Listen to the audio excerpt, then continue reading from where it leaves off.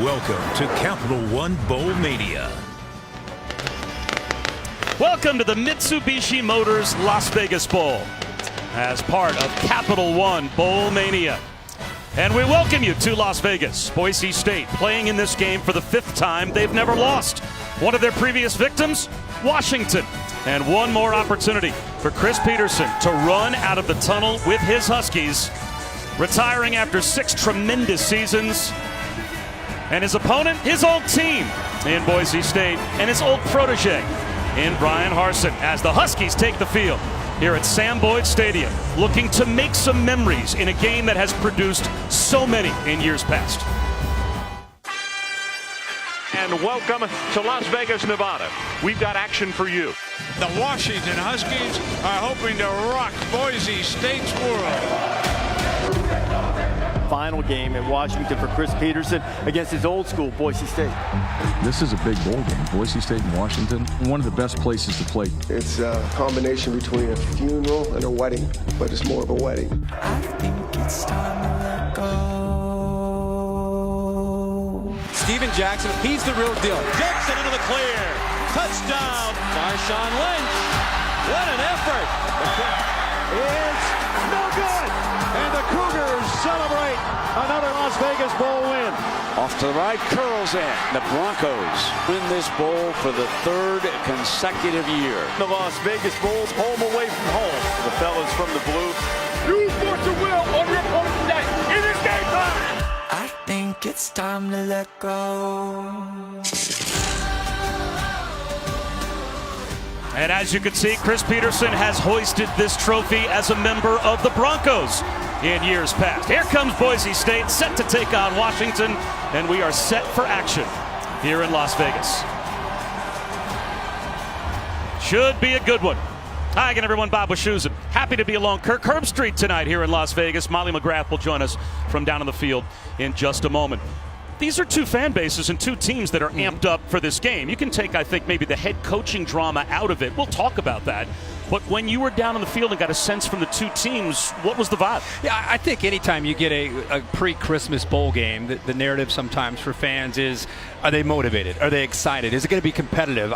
Just being around these coaches and these players the last couple days, and especially on the field before the game, without a doubt, they're both fired up. For obvious reasons, they also want to just go out with a win to end the 2019 season. Well, for Boise State, it's an accomplishment to have this record and be in this game, considering what they've gone through this year at quarterback. I mean, you could make an argument that Bryan Harsin, the head coach, did his best job as a head coach. You could see with Hank Bachmeier, who exploded on the scene in Tallahassee against Florida State. He's 7-0, but he's got beat up. And then Chase Cord got an opportunity. And then Jalen Henderson, maybe the story of the year, the last 4 games, a 3rd-string quarterback comes in, and he ultimately wins the Mountain West Conference Championship and was the MVP of the game. So, tremendous story. Bachmeier gets the start tonight, the freshman. I'm anxious to see him in person. I've been a big fan of his all year. Now, there's no quarterback controversy for Washington. We know who will be under center for them.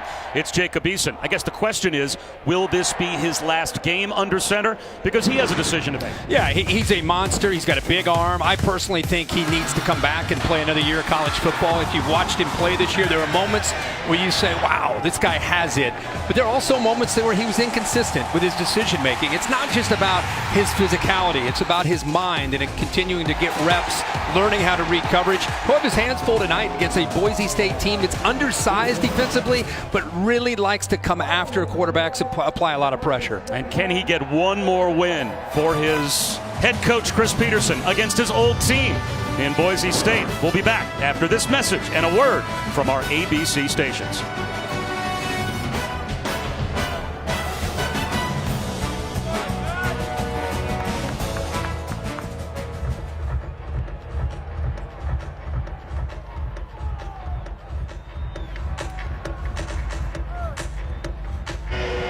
Game time here in Las Vegas. Bob Wischusen, Kirk Herbstreit, Molly McGrath. Set for the kick. Washington won the toss and deferred to the 3rd quarter. So it's Tim Horn kicking it deep to John Hightower, who can fly. If he gets a chance at a return, he's going to bring it out from 6 yards deep. And he will barely make it across the 15-yard line. And Molly, how about the emotions for the Washington head coach tonight? Yeah, well, Washington players almost laughed when Chris Peterson told them that he was stepping down after this game because they thought that he was joking. But that near laughter quickly turned to shock, as Jacob Eason told me no one saw this news coming. And I caught up with Chris Peterson before he took the field, and he told me he addressed his team for the final time last night. Well, I said a lot, my last time to talk to those guys, and but it was great. I mean, we had an awesome team meeting, and I appreciate these guys a ton. Thank you, Coach. Enjoy the game. Thanks, Molly. Well, the emotions for Chris Peterson, I know he's trying to downplay it, but to stand in front of your team for the final time can't be easy. Yeah, I think maybe that's the first time it hit him, because I think emotionally he's been just kind of putting things on the back burner. Even with our visit with him yesterday over at their team hotel, he really didn't want to go there. He's just trying to stay focused on kind of what you'd expect from him. But I bet standing up that last time, I'm sure that affected him emotionally. End around to Hightower. And he is a shade shy of the first down, brought down by Brandon Wellington. So the freshman Hank Bachmeier, who began the season as the starter, and in his 7 starts, he's undefeated, but he was on the injury carousel. We're expecting to see all 3 quarterbacks tonight, but he's obviously getting the start. I remember watching him early in the year, the opening game for Boise State when they played Florida State. And they got down, and they kept fighting back, as you'd expect from a Boise State Brian Harsin coach team. And I was so impressed with this guy as a true freshman to have the moxie going up against a very athletic defense on the road for his first start. He ended up going that day, I think he ended up 30 of 51, through 51 passes to bring Boise State back. But this kid is intelligent. He's very accurate, makes really good decisions. It's great to see him back in the lineup. Well, the play clock's already down to 10 as Boise State late getting out of the huddle for a 3rd down and 1 to try and keep this drive alive. He's a timeout. And from the sideline, Brian Harsin saw his team hurrying. They're first. So he brings the true freshman quarterback over for a chat. Oh, I have a chance. Let's check tonight's keys to the game, presented by Dollar General. Well, I think if you start with Boise State, the 2 quarterbacks, Bachmeier and Henderson, you're going to see Henderson tonight, but they've got to be able to get them into just a comfort zone within this offense. And defensively, they want to stop the run game and pressure Jacob Eason. Remember, they're undersized, so they'll have to load up against that Washington run game. For Washington, it's just trying to find consistency. They've not been able to run the ball down the stretch very well. Puts a lot more on Jacob Eason and what they're trying to do offensively. So I think tonight, if you're Boise State, take away that running game and try to see if you can get after him with some creative looks and see if he'll throw the ball into traffic, which, again, down the stretch, he has done this year. The Huskies lost all 4 starters from the secondary last season, and their 2 leading tacklers in Tevis Bartlett and Ben Burkervin, and still have had a pretty good season. Looking at a 3rd and 1 here to open up. Hand off George Holani, and he's got the first down and then some.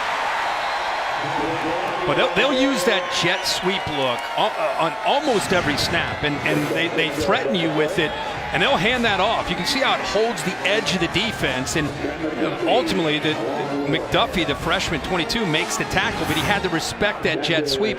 Brian Harsin has found that as kind of an equalizer, just kind of a wrinkle that this offense will use, and you'll see it often with a variety of different receivers to try to make the defense respect that outside edge run, and it opens up the inside running game very well. Here comes a blitz. Holani runs away from it and is able to grind out about a yard. If he is able to find a way to gain 8 more, he'll have 1,000 on the season. How impressive has he been as a true freshman? You get 1,000 yards as a freshman in this offense, and he's sharing duties with Mahone and even Van Buren. We've got 3 backs, but another true freshman like Bachmeier comes out of a great high school program at St. John Bosco, and just a physical runner for a young back. Looks like they're bringing the blitz again, trying to stir up some trouble. Here comes Bryant. Boise State picks it up, and it opens up a seam route for John Bates, the tight end. Pass protection, the key for Bachmeier. Well, the blitz comes from the left right here. Second play in a row, and the tight end's able to sneak behind the linebackers. Linebackers now, their eyes in that backfield, respecting the potential of that run game. When you bring the blitz and you don't get home, that's what I'm talking about with Bachmeier. He's got eyes, makes quick decisions. That time the tight end opened up right behind the backers. And he got it out quick, which is exactly what he needs to do. Play action here, blitz off the edge. Bachmeier somehow stays on his feet, hoists one into coverage, and it's an easy interception for Miles Bryant. He gets a block out on the edge. Bryant with a return to midfield.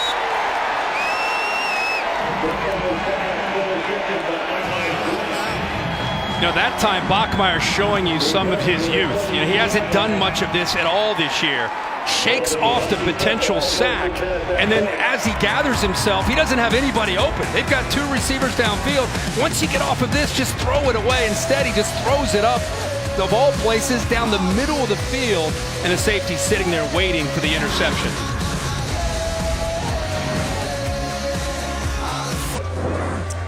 Back here in Las Vegas, Bob Wischusen and Kirk Herbstreit, Molly McGrath down on the fields. A freshman mistake made a moment ago, and Chris Peterson's defense gets a takeaway. Yeah, we showed you the graphic early, 7 starts, but he hadn't played in about 5 or 6 weeks, and trying to knock some of the rust off, throws an interception early. Now it's Jacob Eason's chance to transfer out of Georgia, who's had an up and down year this year for the Huskies. With great field position near midfield, starts it on the ground with Cameron Davis, and he starts behind the line. Chase Hatada brings him down. You know, Eason, 6'6", 227, from Washington. Of course, went to Georgia, started 13 games as a freshman, got beat out by Jake Fromm his second year, so decided to come back home to Washington and has enjoyed being back home and has had, like I said, a nice start. He probably would like to see it a little bit better, but he needs some help, too, with the offensive line and some of the skill guys helping him out, make him potentially be a better player. Boise shows blitz on second down and long. They'll rush 4. Eason, quick hitter over the middle. That's Sean McGrew out of the backfield. And he's about 4 yards shy of a first down, so it brings up third down and 4. Yeah, they're going against a very aggressive, undersized Boise State defense compared to what they're used to seeing in the Pac-12. You know, controlling the line of scrimmage will be an interesting challenge for them. They've reshuffled their offensive line. We'll talk a little bit more about that. Most notably, Hilbers, the right tackle, is now playing left tackle, with Trey Adams deciding to sit this bowl game out. Richard Newton breaking tackles. It looks like he's about a half yard shy of the first down. So an early decision in plus territory for Chris Peterson. You going for it? Usually, I mean, all year they've been going for it. They have struggled this year on third down. One of the worst that we've seen Washington with Chris Peterson in a number of years. 110th in the nation this year on third down, but typically they end up going for it on fourth down. Richard Newton, the lone setback on fourth down and about a half yard. Quarterback sneak for Eason, pushes the pile. It depends on the spot, and this is going to be very close. Both officials running right down the line to gain. They're right there. You got to think at 6'6", he's got a chance to get that half yard, right? Brian Harsin looks pretty confident. It's the most inexact science in football, right? There's a pile of 300-pound dudes, and somebody runs in and just sticks the ball on the ground like they know exactly where it ought to be. And without measurement, they say first down. Yeah.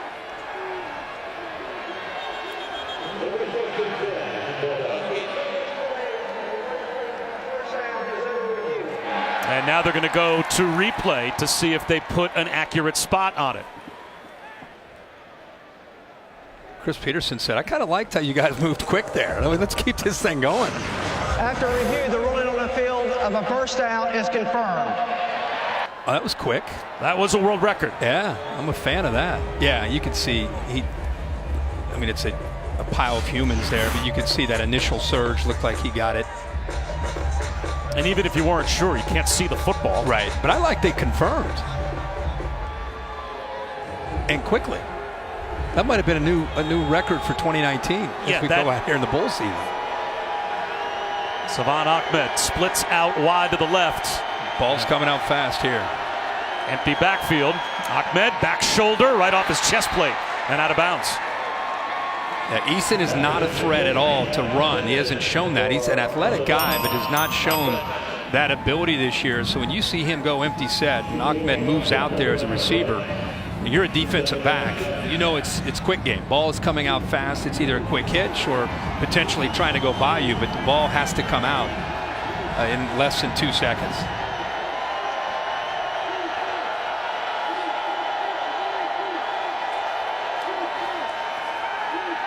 Slant, and it's caught. Andre Bocelli.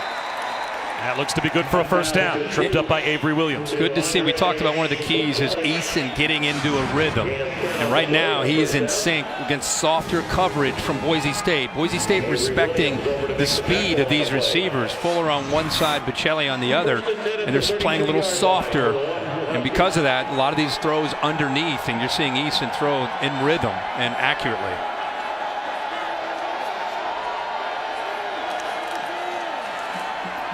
Off to Ahmed, into a pile, and it looks like he lost a yard. David Moa brought him down, and we'll certainly be keeping our eyes on big number 99, Curtis Weaver. If that ball comes out quick, it neutralizes his ability to rush the passer. Yeah, that was a great example of the matchup tonight to me, is watching this right here. The quickness, using the hands.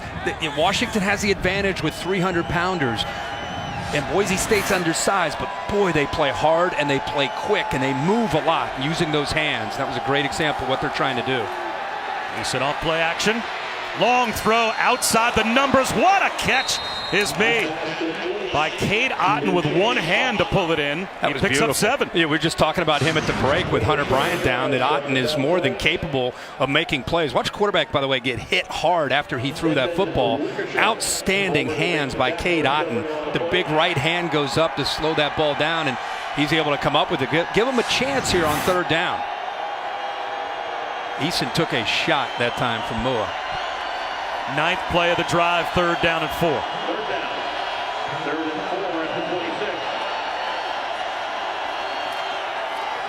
Richard Newton grinding out a first down for Washington. What a great mix we're seeing here in this first drive for Washington. You know, we've seen some quick throws. We've seen some runs up the middle. It's a split zone. Nice job by that right side of the offensive line, and good, hard, tough running to be able to pick up that first down. They've run 9 plays, 5 runs, and 4 passes. And the passes, again, they're respecting that pass rush. Ball is out fast. Ahmed bouncing off tacklers and gets in the red zone.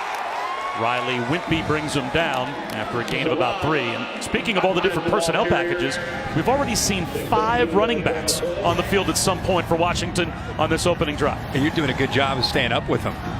Because you get with some of these bowl games, you're trying to get together the 2 deep, and sometimes things change, whether it's players sitting out or give a young player a chance to play. And they're rotating, trying to stay fresh against this Boise defense. Wide receiver screen to Chico McClatcher.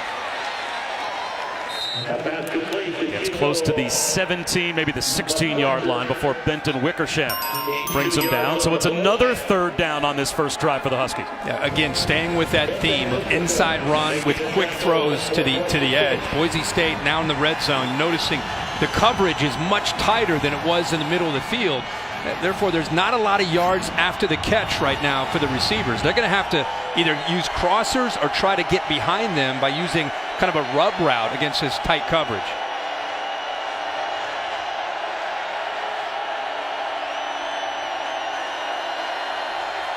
Broncos show blitz, they'll rush 4. Eason, slant. Breaking tackles is Bocelli, and he walks into the end zone with a touchdown. What a drive to start this Las Vegas Bowl by Washington. That is outstanding. 12 plays. They mixed it up. Very, very balanced. Boise State's got to be kicking themselves there. The middle linebacker, Wickersham, had a chance to make a play on the receiver after he made the catch and just kind of pulled back, let up on him for some reason. Touchdown drive for Washington, and Eason was 5 of 6, 43 yards, and the score. Yeah, it starts with the interception. The freshman Bachmeier just throws it up, and Bryant's there to capitalize on that. Gets the ball to Eason, and And right there, finishes off that 12-play drive with a touchdown.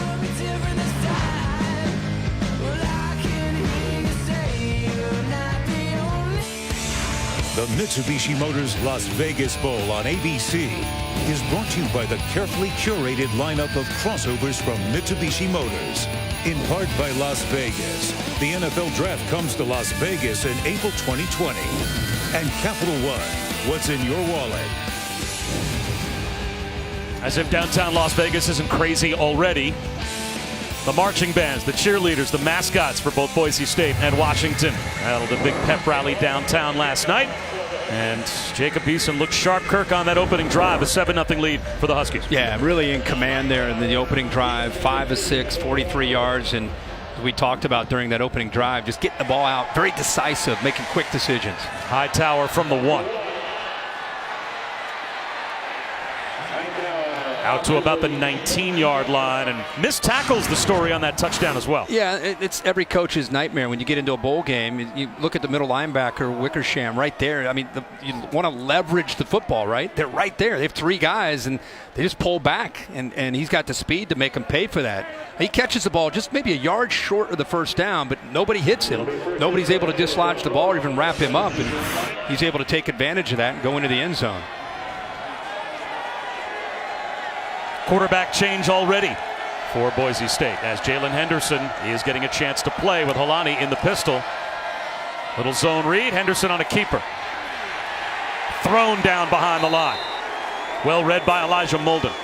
Loss of 2. Worth mentioning again, if people are just tuning in, what Henderson did, he'll come in and out throughout this game, but you know, he sat there at 3rd string and stayed prepared all year long, just in case his number got called as a senior, getting beat out by a true freshman. And eventually with the injuries, he ends up being the catalyst to lead them to a conference championship. And just really a great story and a great attitude by Jalen Henderson.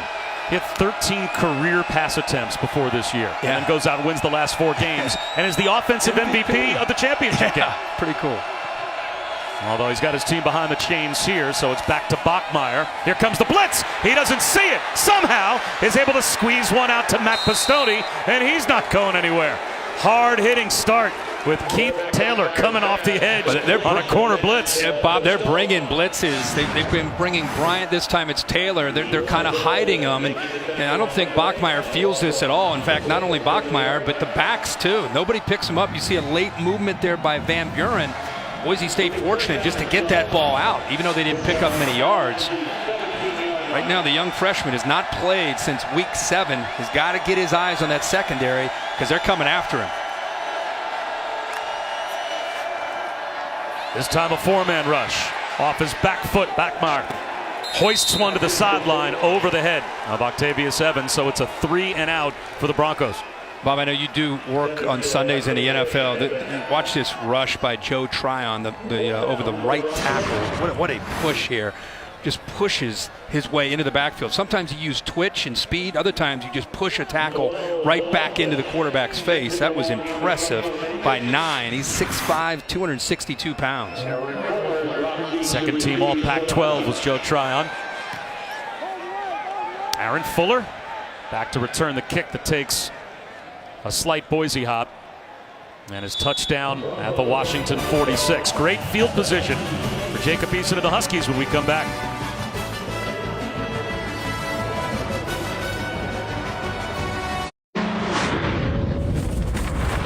My favorite thing.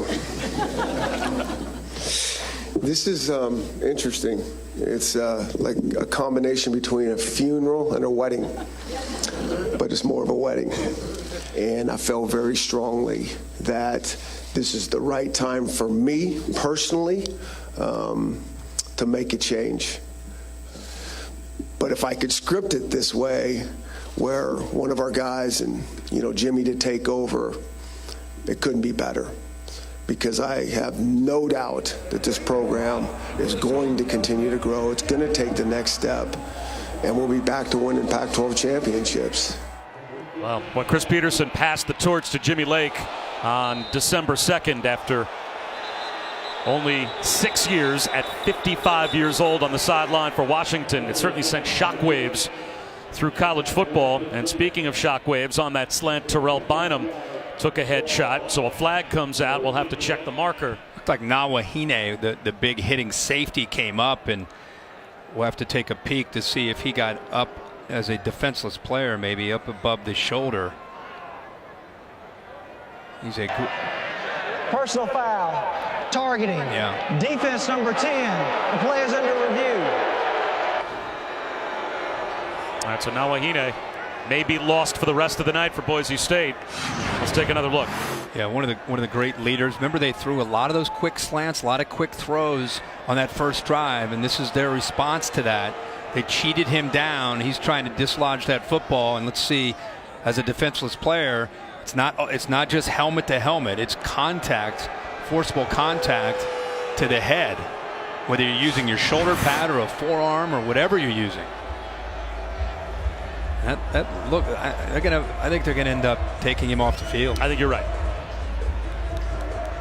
The goal is to get a player to change his strike zone and to not be up near the head. And it wasn't as if Bynum ducked way down low and gave him no choice as to where he was going to hit him. Let's get another look here. Remember, again, Washington hit a lot of those passes on that opening drive, and when they went over the sidelines and they made their adjustments, they said, hey, they're doing quick throws. We got to cheat you up, and that when they go to that slant, I want you up there hitting the receiver. But obviously they didn't want this. That's a senior safety, Kekoa Nawahine, second team All-Mountain West. He's a team captain. You lose him, you lose a lot of leadership in that secondary. So this is a big call.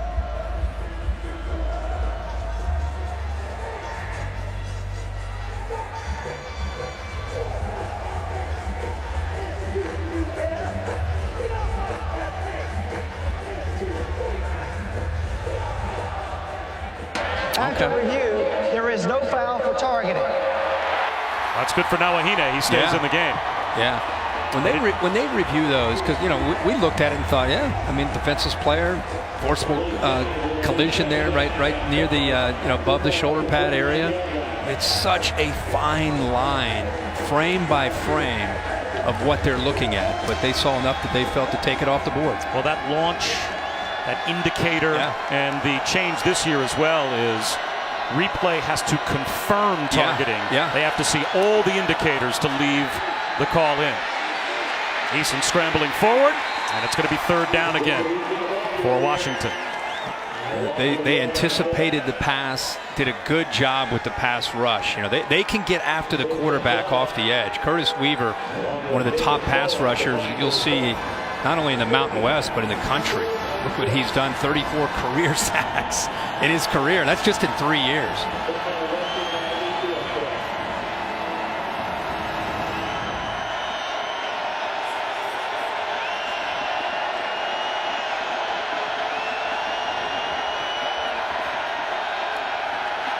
Eason into traffic. It's deflected and should have been picked off. So Boise State does get the stop as Benton Wickersham on the carom just about had a takeaway. Yeah, much better coverage and anticipation here right at the first down marker. Watch them jump these underneath routes. See how quick they're reacting? Washington made them pay for that, but this time Walker, the corner, who's a new starter this year, has had a good year, has good length, but his eyes were up on the quarterback, allowing him to react to that quick throw and get there to knock that ball away. Race Porter with the rugby-style kick. There's a line drive, angled down into the corner. Wow, can't do it any better. At the 4-yard line, it's downed by Kyler Gordon on the hop. 46-yard punt. Wasn't aesthetically pleasing, but it got the job done. No, but it had that backspin. Now that is perfect. Puts Herbstreit gap wedge into inside the 5-yard line. I'm all over that. But boy, it puts this Boise offense that's slow to find its rhythm, pins them back inside that 5-yard line. Let's see what Boise's answer is to the line of scrimmage, where Washington has the physicality and the size. We saw last play, Joe Tryon just pushing the right tackle, Ojukwu. See what they do here to get out of their own shadow of their own end zone. Well, they'll run it with Holani. And the pile moves out across the 5-yard line. Levi Onwuzurike First there for Washington. And he comes away with the football, claiming that he may have gotten a takeaway, but they'll put it down after a gain of a couple.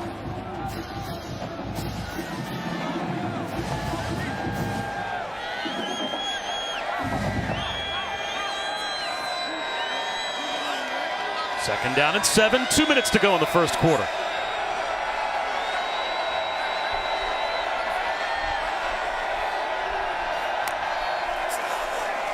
Bachmeier from the end zone, wide open over the middle.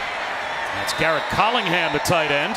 And he is very close to a first down. Looks like he's got it. Molly?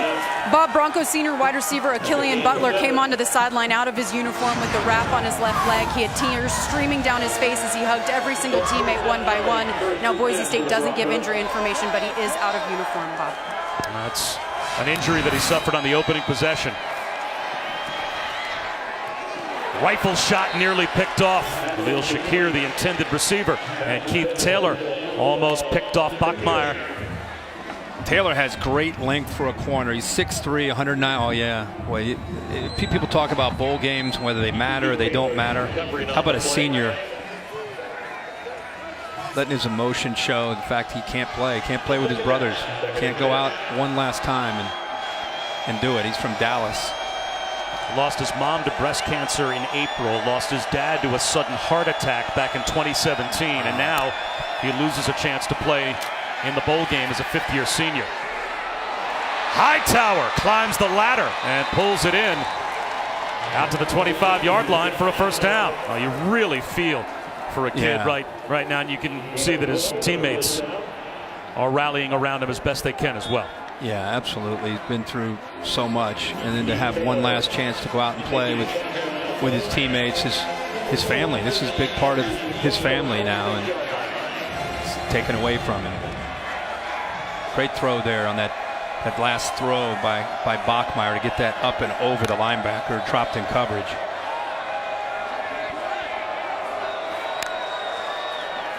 Holani met right at the line of scrimmage. Forward progress for a yard, but Tupuola Fatui was right face mask to face mask with George Holani. It's second down and 9. Well, he just got right off of Bates, the tight end's block. Just perfect technique that time, and Bates had his hands full. Just again overwhelmed with the size and athletic ability and the strength of Washington at the line of scrimmage. And it looks like Boise's going to let the clock wind all the way down and end the first quarter, maybe shorten the game a bit, but already impressive to move from their own 4-yard line, pick up a couple of first downs. It'll be second down and 9 when we start the second quarter. So after the first quarter, 7-0 Washington. We're back after this message and a word from our ABC stations. Teammates continue to console Killian Butler over on the Boise State sideline, the fifth-year senior that lost both of his parents and now loses the bowl game, Herbie. Yeah, here he is right here and just trying to make a block, and you can see he gets rolled up there as Hightower's trying to make an effort. And you might remember his twin brother Josh plays at Michigan State. He came out on senior day with his 2 adopted dogs because there was no one else to bring him out on senior day. I remember that. Here's a check down to Holani to start off the second quarter, and he has just barely enough yards, it looks like, to come within a yard of the first down. It'll be third down and 1. Yeah, I like how they rolled him out, got him out on the edge. Remember that the line of scrimmage early in the game right now, it's favoring Washington's defensive line in their front. And so an answer for Brian Harsin and his offense is you have a quarterback that's athletic enough. Once in a while, just make that defense have to respect the edge. Get him away from some of that pressure. They've been blitzing safeties. We've seen a number of the corner blitz. We saw the safety come 3 or 4 times. So get him away from that. Jet sweep. Hightower has the first down and more. So a drive that began at the 4-yard line for Boise State. Now 3 first downs, a gain of 5 for Hightower, a third down conversion, and they're out to their own 39. Again, work the edge, third and short. Get away from the physicality in between the tackles right now. Work to get the ball to the outside and allow your athletes try to make some plays out in space. I think at some point you're going to have to take a shot because Washington right now really not respecting the vertical pass game. They're loading up the line of scrimmage, and you're going to have to stretch this defense at some point as Henderson's back. Jalen Henderson, little zone read. Khalil Shakir, nowhere to go. Gets bottled up. Dodges a tackler, but loses 2. Well, really nice job by Ryan Bowman getting upfield to make a play on this. He doesn't necessarily make the play, but he forces him to go wide, and Shakir has nowhere to go. Because of Bowman's effort there, it allows the rest of that secondary to get off of those receivers blocking and then chase him down for a loss. Good effort there by 55. Jalen Henderson's been in for 2 plays, both negative plays, and now Bachmeier goes back in, 2nd down and 12, and here comes the blitz. There it is. He's going to loft one down the sideline for Octavius Evans. Incomplete. Good coverage. Really good coverage by Keith Taylor. Remember we talked earlier about how he has good length for a corner at 6'3". You don't see very many corners at 6'3". Watch him locate the ball and then get his hand up and knock that ball away. Really good coverage against a receiver that has the ability to get downfield and make a play. And the ball was thrown pretty well. It was just great coverage again by 27 Taylor. But I like the call, by the way, trying to, again, stretch that defense.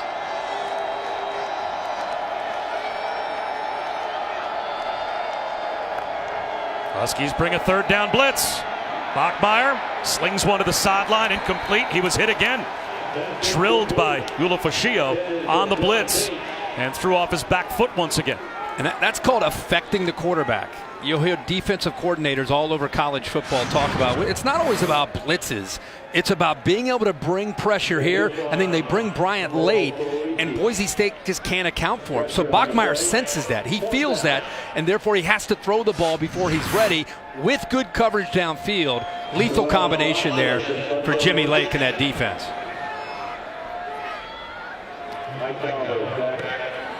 Spiraling kick, Aaron Fuller. Makes the first man miss.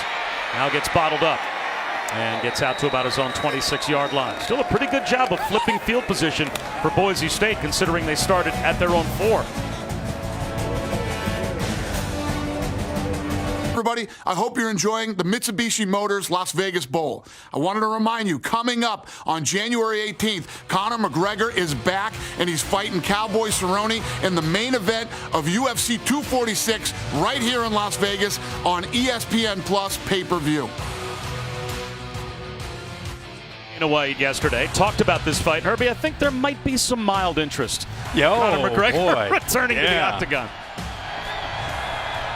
Eason flips one out on the edge, and Aaron Fuller making players miss. And he picks up about 9. It's in January, and we got a busy bowl season coming up, and national championship, what is the 13th? I may just have to circle back. I've never been to a fight. That'd be a good one to go to. That'd be a good one to try out. That should be a night you make your debut. Yeah.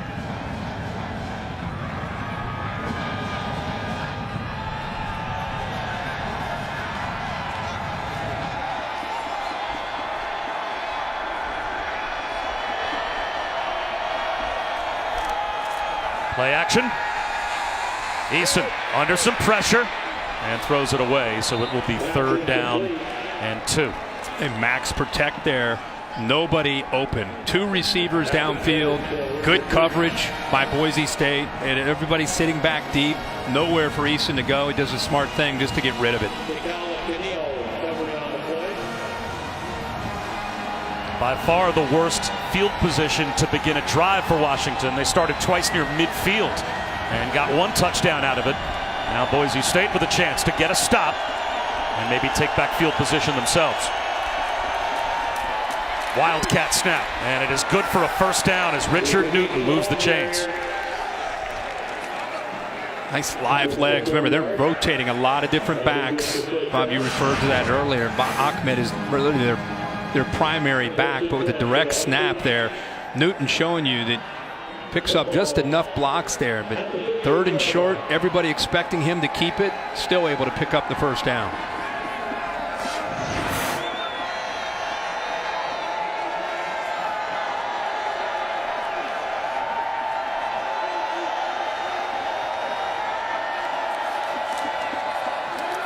Eason double clutches and still is able to fire a strike for a first down. That has to be pleasing to the head coach. Gain of 11. And what were your reactions when you first heard Chris Peterson make the announcement that he was going to be stepping aside? I was shocked. I think like everybody else. He's one of the guys that's easy to pull for. You love Chris Peterson. When he was at Boise State, what he's done at Washington, winning 2 Pac-12 championships in 6 years, got into a playoff, one of the few teams in the Pac-12 to get into the playoff. I just love the way he operates. I love what he stands for. I love the way he coaches. So I was devastated as just a fan of the sport. And at the same time, after talking to him yesterday, I think it was the right move. Richard Newton brought down behind the line. You know, anything about his explanation as to just kind of being burned out at this point that would worry you, a guy in his mid-50s, about what our game might do to a coach like Chris Peterson? Makes me sad. Makes me sad that the stress of the job took a toll on him to the point where he was at the Rose Bowl last year. As a Pac-12 team, you go to Pasadena, granddaddy of them all, you're supposed to kind of remember that as a positive moment. And he didn't. He said he's just being honest with himself, and he just said that just kind of burn out, needs to maybe recharge his battery. Hopefully he's not done coaching. Bocelli, about 5 yards shy of the first down. But when the fun and the love goes away and it becomes more about the grind, you know, he would talk about when he would win a game, it was more about relief. Winning a game was relief. Think about Dabo Swinney when he wins a game. They're dancing, right. They're going crazy.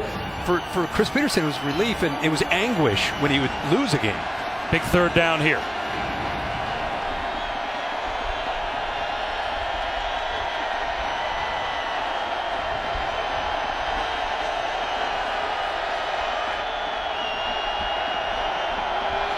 Jacob Eason with a slant, scooped up by Aaron Fuller, and that is good for another Washington first down.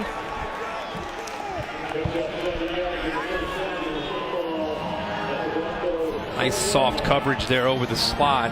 Made it pretty easy. You saw Eason even look over to get confirmation from the offensive staff and decided to still go with that.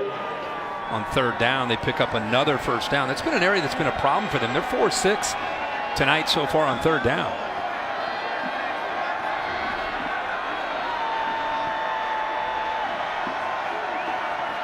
I'll hand one here to Sean McGrew. And he slips through the line and picks up a couple. Again, Bob Wischusen here with Kirk Herbstreit and Molly McGrath at the Mitsubishi Motors Las Vegas Bowl. We've seen some other coaches, like a Bob Stoops or an Urban Meyer, in their mid-50s step away. Is it just how those guys are wired? Or for someone that cares so much about the game like you do you worry that the way we cover it and all the social media, it just weighs on guys in today's game in a way it shouldn't? Well, I think they're all different. You know, Urban Meyer and Bob, and really Urban Meyer was a health situation. Bob Stoops, you know, I think at some point he looked at his own health and had the fear of his father, who passed away of a heart attack right around the same age. And I think he felt comfortable with what he had accomplished. He's going back to coach, by the way, in the XFL. I just think that with Chris Peterson, it's different. He mentioned he felt like this at Boise. And he thought, you know what, I'm going to take the Washington job. Maybe a change of scenery will be good for me. And he said, it's the exact same feeling. So at least he can admit it. At least he can see it. And I think he just needs to step away and just see what happens. I don't think he can predict what's going to happen. He's not saying he's never going to coach. He's not saying he is going to coach. I think he just needs to recharge. Third down and 8, and they'll toss one to Richard Newton. And he's into the secondary with a first down. A second time Richard Newton has bulldogged his way for a first down on a third down conversion on this drive. They motion Cotton. See him come in there late, 87. And what that does is it gives them an extra hat. Boise State outnumbered into the boundary. So you think 3rd and 8, what in the heck are they doing running into the boundary? But they move that tight end over, gives them an extra blocker, and therefore he's able to find enough room to pick up the first down.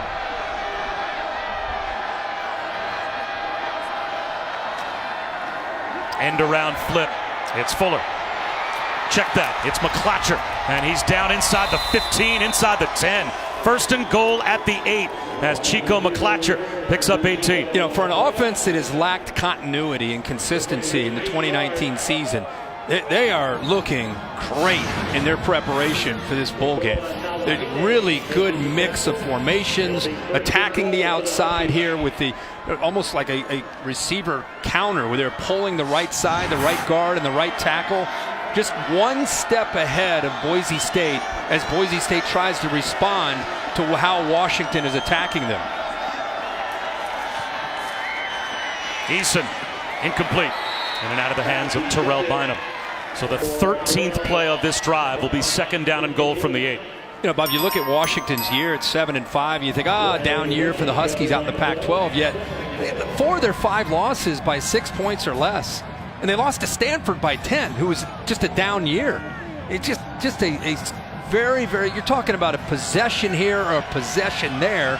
And most of the games that they played, and they just could not quite close the door, and that's why they're sitting there at 7-5, but they gave Utah everything they could handle, Oregon everything they could handle. Ahmed tries to turn the corner. Great balance, looking for the pylon, and he's got it for a Huskies touchdown.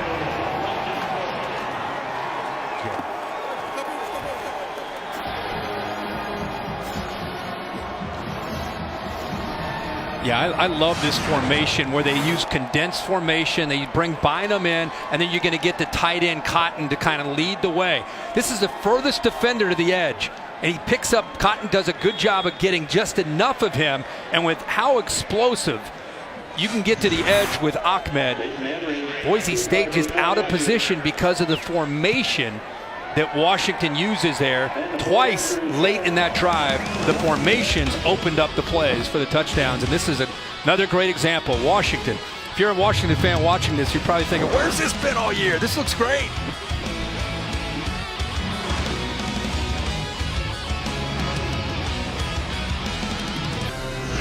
The Mitsubishi Motors Las Vegas Bowl on ABC is brought to you by Las Vegas. The NFL Draft comes to Las Vegas in April 2020. Well, we mentioned we had a little tour of the UFC headquarters here in Las Vegas. You got a chance to take a shot at the octagon, and Molly, this is impressive. Yeah, she's a gamer. Yeah, she's trying to get up there. She was determined to give it a shot. She drills her own cameraman with the heavy bag. Yeah. There's Benny Hogg, our producer. Steve Ackles back there.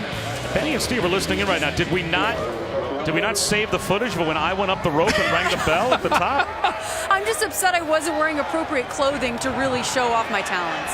Well, you could tell you're an athlete. Hightower showing off a good return here. Loses his helmet, and he's out to the 34-yard line. I'm just very disappointed that my trip up the rope got left. I was impressed. Floor. I didn't know you had that in you. I could see that look on your face. I was shocked. Yeah.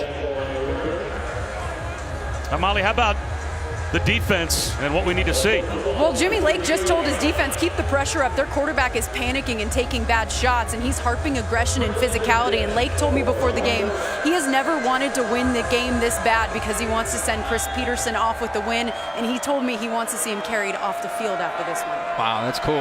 You can tell right now this defense is playing aggressive and playing with confidence. You can see there's the blitz again, once again from Bryant coming here. Alani, blockers out in front, squeezes out about 1.5 yards as we take a look at tonight's holiday highlights, brought to you by Macy's. And Herbie, some pressure on the quarterback. Yeah, it's been a mix. This is bringing pressure from the true freshman McDuffie, catching the other true freshman, the quarterback on the other side, Bachmeier, by surprise, and he makes a mistake just throwing it up. Here's Taylor, who's had a great night, 27. The other corner on the other side, again, surprising Boise, not anticipating, disguising it to the last second, which is so important. But Bachmeier's had his hands full trying to find time, and that's why I think you're going to see him move out away from that pressure more and more. Crossing route to Stefan Cobbs, and he is about 3 yards shy of the first down, picks up 6. So 3rd down and 3. Jimmy Lake, it's great to hear he's going to get his opportunity. We've talked here during this broadcast, the defensive coordinator for the Huskies, and I think the continuity. Anytime you're going to lose a great coach and you're able to hire somebody from within your staff, it allows you to keep the same strength coach, the same, most of the nucleus is still there. And I think it allows you to get into the 2020 season and hit the ground running. In fact, they didn't lose any of the recruits in the early signing period, which says a lot about what these recruits think about Jimmy Lake taking over, becoming the head man. 4-man rush. Still some pressure on Bachmeier, forces the errant throw. Jimmy Lake said, I want to be as aggressive in all 3 phases of the game as my defense is. Well, he is. That time he didn't even necessarily have to blitz, and they're still able to get pressure. Bronson that time was able to get home on just a twist, and they played zone. They've been showing a lot of man, and that time Jimmy Lake throwing a curveball, sitting back, playing more zone on 3rd and short, and it really affected Bachmeier. He's wanted to throw the ball, but just could not get on the same page there with Mahone coming out of the backfield. So Velasquez will punt. Aaron Fuller deep to receive for Washington.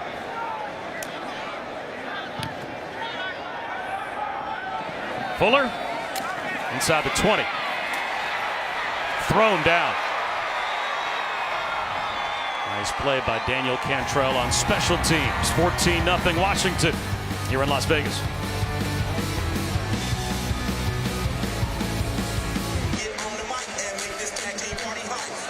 You know you're in Las Vegas when this is happening at the bowl game in the end zone. Yeah, you're right.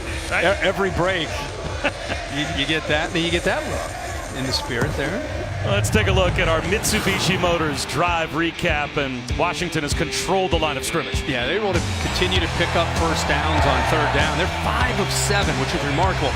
Great example there of using the formations, using the tight end Cotton, 87. Watch him here. Another good job there of using a formation and having all that room to the field. Use the speed of Ahmed to be able to outrun the Broncos defense. And they'll flip one here to Ahmed. I would call this a early in the game pivotal drive for Boise State.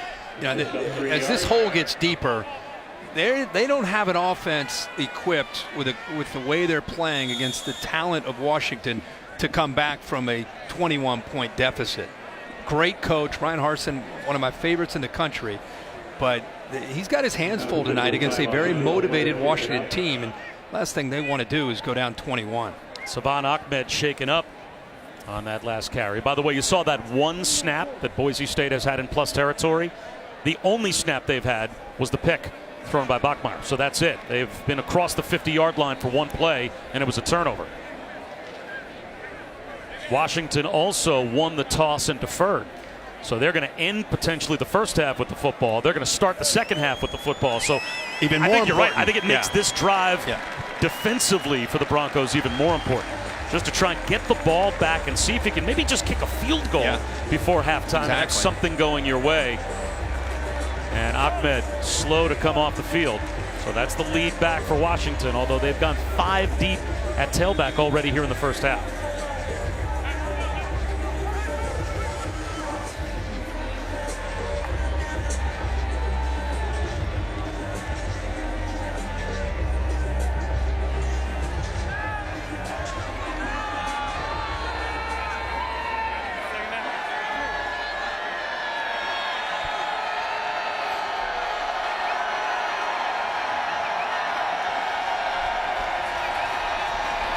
Play action for Eason. Wants to set up the screen and does to Cade Otton, but he lost some yardage. So a chance for Boise State to get off the field on defense, as Scale Igehan was there to make the tackle on the tight end screen. Now it's 3rd down and long. A good job of feeling that, kind of sensing that. The tight ends in this offense are a big part, traditionally a big part over the years for the Huskies offense, but especially this year. Hunter Bryant, we've talked about, is not playing, decided to sit this game out, get ready for the NFL. Cade Otton steps up in even a bigger role tonight. See if Boise State brings pressure or sits in coverage on 3rd and long. So they're showing some pressure, edge pressure out here, and also linebacker. Yep, just disguising. And Eason floating and bombing one down the sideline. Incomplete. Flag out late. Avery Williams underneath in coverage. But Shelley, the intended receiver. Well, go against the offense. I mean, pretty good coverage. And the big thing for Williams is he gets his head turned around and watch the Washington, it looks like a defender, the receiver kind of wraps up around him. It can almost go either way there. I think this one may be on the offense. Now they're calling it on the defense. Wow, that's a shocker. Pass interference. Defense number 26. 15-yard penalty from the previous spot. Automatic You know, the key, Bob, when I always talk to these officials about what are you looking for, because it's such a judgment call. All of them talk about the head of the defender. If he gets his head turned around, he has just his same rights to be able to get to that football and have some arm fighting back and forth. I thought Pacelli went over the top of Avery Williams there. Very surprised by that call. I think the folks in blue and orange on the opposite side of the stadium from us agree. That looked like pretty good coverage by Avery Williams.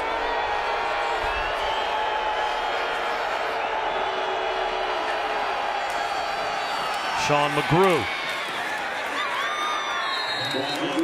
brought down after a gain of a couple. Well, those Boise State coaches right now are fired up talking to the officials. They're heated about that last call. Not only, you know, obviously it was a third down play. I mean, you get the ball back, you get a stop, and now you give Jacob Eason, who's had a good night, you give him a new set of downs and still, you know, working his clock down at the end of this first half. It doesn't go down in the box score as a turnover, but it almost has that effect. And off to Kamari Pleasant this time, and he's dragging tacklers for a Washington first down. Well, bowl season continues Monday afternoon with the Bad Boy Mowers Gasparilla Bowl. The Gabriels lead UCF. That's Dylan Gabriel, the quarterback, wide receiver Gabriel Davis against a stout Marshall defense. Monday, 2:30 Eastern on ESPN and the ESPN app. I want to mention that with Trey Adams deciding to sit this game out, Hilbers moves over from right tackle to left tackle. Their starting right guard, Jackson Kirkland, is not playing. And this Washington offensive line has really asserted themselves here in this first half, playing very well. Decent off play action. Here comes the rush. Sidearms one, incomplete. He knows he missed a wide open Marcus Spiker.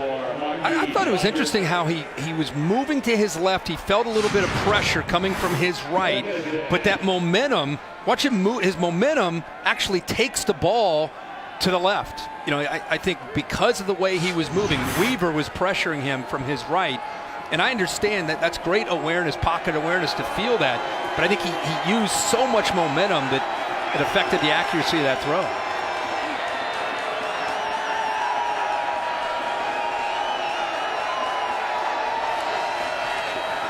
Newton buried behind the line. And now another third down has been forced by Boise State as Chase Hatada was all over Richard Newton. And now Newton is slow to get up. So Savon Ahmed on the sideline getting looked at, and now Newton might be next as he gets up with a limp. Boy. Washington with a 14-0 lead, but they may be down a couple of running backs.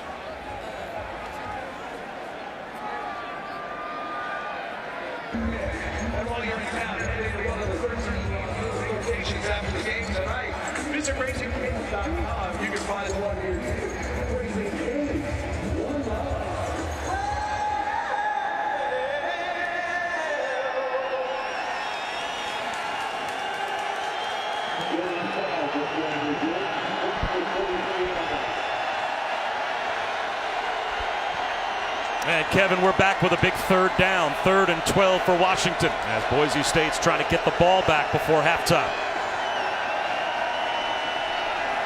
Weaver out here to the outside, to the left, the blind side of Jacob Eason. 13.5 sacks, 34 in his career. And with the clock winding down, Washington will call a timeout, so we'll step aside quickly and come right back to Las Vegas. Back here in Las Vegas, where Washington's running backs are banged up. Savon Ahmed still in the medical tent getting his lower body worked on. Richard Newton came out. He ran back and forth, but he does look like he is in visible pain, Bob. Well, they've got Sean McGrew, Molly, on the field now, the redshirt junior. He's the third option. Still a good one, though, as he was the 2015 Gatorade California Player of the Year. Ran for 76 touchdowns in high school. He'll empty the backfield here. 3rd down and 12. Wide receiver hitch to Aaron Fuller. He's bottled up, well short of the first down. So Washington will kick it back to Boise State. And let's see if the Broncos use a timeout here with 1:32 to go. You would think, yeah, they have to. Yeah, they must. Go back to that pass interference basically cost them a minute and a half. Desperate time for them. They need points. You know, down 14. Huskies get the ball to start the second half. Their defense comes up with a stop to at least not give up points here to end this first half. But I'm sure for an offense that struggled mightily in this first half, they need all the time they can get. They'll have to work with a minute and a half. And we talked about the fact that for Chris Peterson, this is a tough one. Obviously, it's your last game with your team, but the opponent makes it difficult as well because there's his protege, Brian Harsin. We had Brian Harsin mic'd up pregame, and the two coaches met. Let's listen in on what they had to say. No, we're good. Appreciate you. Yeah. You're going to be back in Boise. I know. Hey, whenever you do, and I don't care. I know I won't know when, but whenever you do, I'll be there. See ya. Says, I know. Your stealth bomber style coming into Boise. Can you give me a call? Can we hook up? Can we grab a lunch? Two great guys. Well, Coach Peterson's now going to have some time on his hands.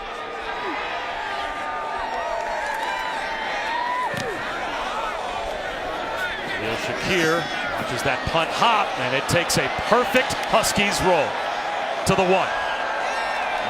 1. Think about where Boise State has started their drives. I mean, it seems like almost every drive, they've been inside the 20-yard line. Their own 17, their own 19, their own 4. And now at their own 1. Yeah.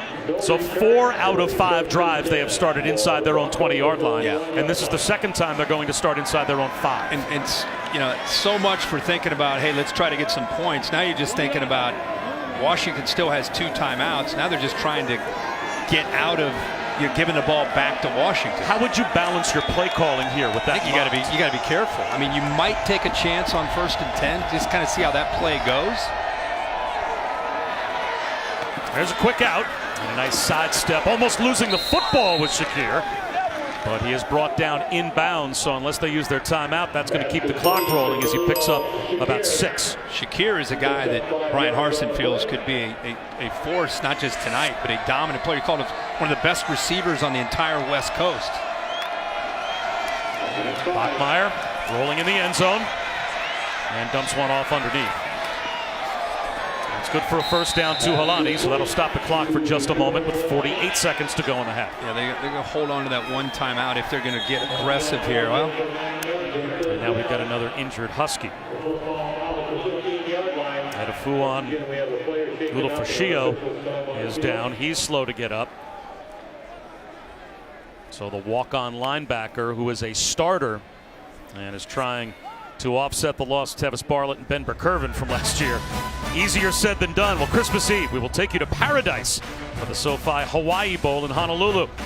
Good quarterback matchup. Cole McDonald and Zach Wilson, Hawaii and BYU respectively at 8 Eastern, 3 Hawaiian time on ESPN and the ESPN app.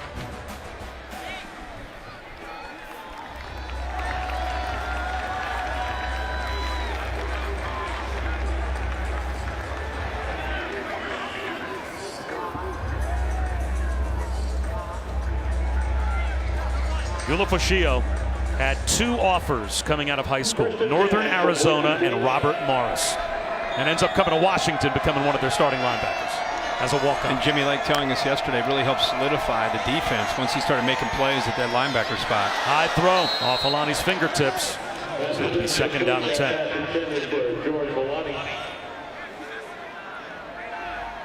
Brian Harsin still in that aggressive mode, still trying to get the ball down the field, trying to hope for a play, another first down, try to get closer to midfield. I'm a little bit surprised just because it hasn't been a great first half that they're, with only 1 timeout and 40 seconds, that they're still trying to do this, but hate for a turnover to backfire on you. Pressure off the edge. Hightower out of bounds at the 23-yard line. He's got an 8-yard gain, 35 seconds to go, and they still have the timeout. He's the big play threat. He's the guy that can take the top off the defense if he can get behind the coverage. Yeah, elite speed, vertical threat, can win one-on-one, but right now Washington just keeping everything in front of them, dropping back, not going to give Boise State the big play. Here comes Bryant again on that blitz. Robert Mahone picks him up. There's Hightower trying to get past the coverage. And that pass sails incomplete as the true freshman Trent McDuffie was running step for step with John Hightower. And a little woofing going on as Hightower heads back to the Broncos huddle. But it's going to be 4th down. That's what I talked about. I mean, you get aggressive, but Washington didn't use either one of their timeouts. And now they're going to get the ball, depending on this return, they're going to get the ball possibly around their own 40-yard line, if not better.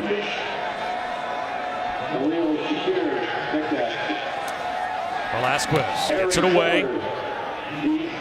Fuller, fair catch call. Close to the Washington 45-yard line. So with 2 timeouts and 23 seconds on the clock, plenty of time to at least get in field goal range. Absolutely. Absolutely. And with a quarterback that's throwing the ball the way Jacob Eason is, without a doubt, they're going to spread this Boise State defense out, try to find a matchup that they can take advantage of. And the good thing is they don't have to work the sidelines.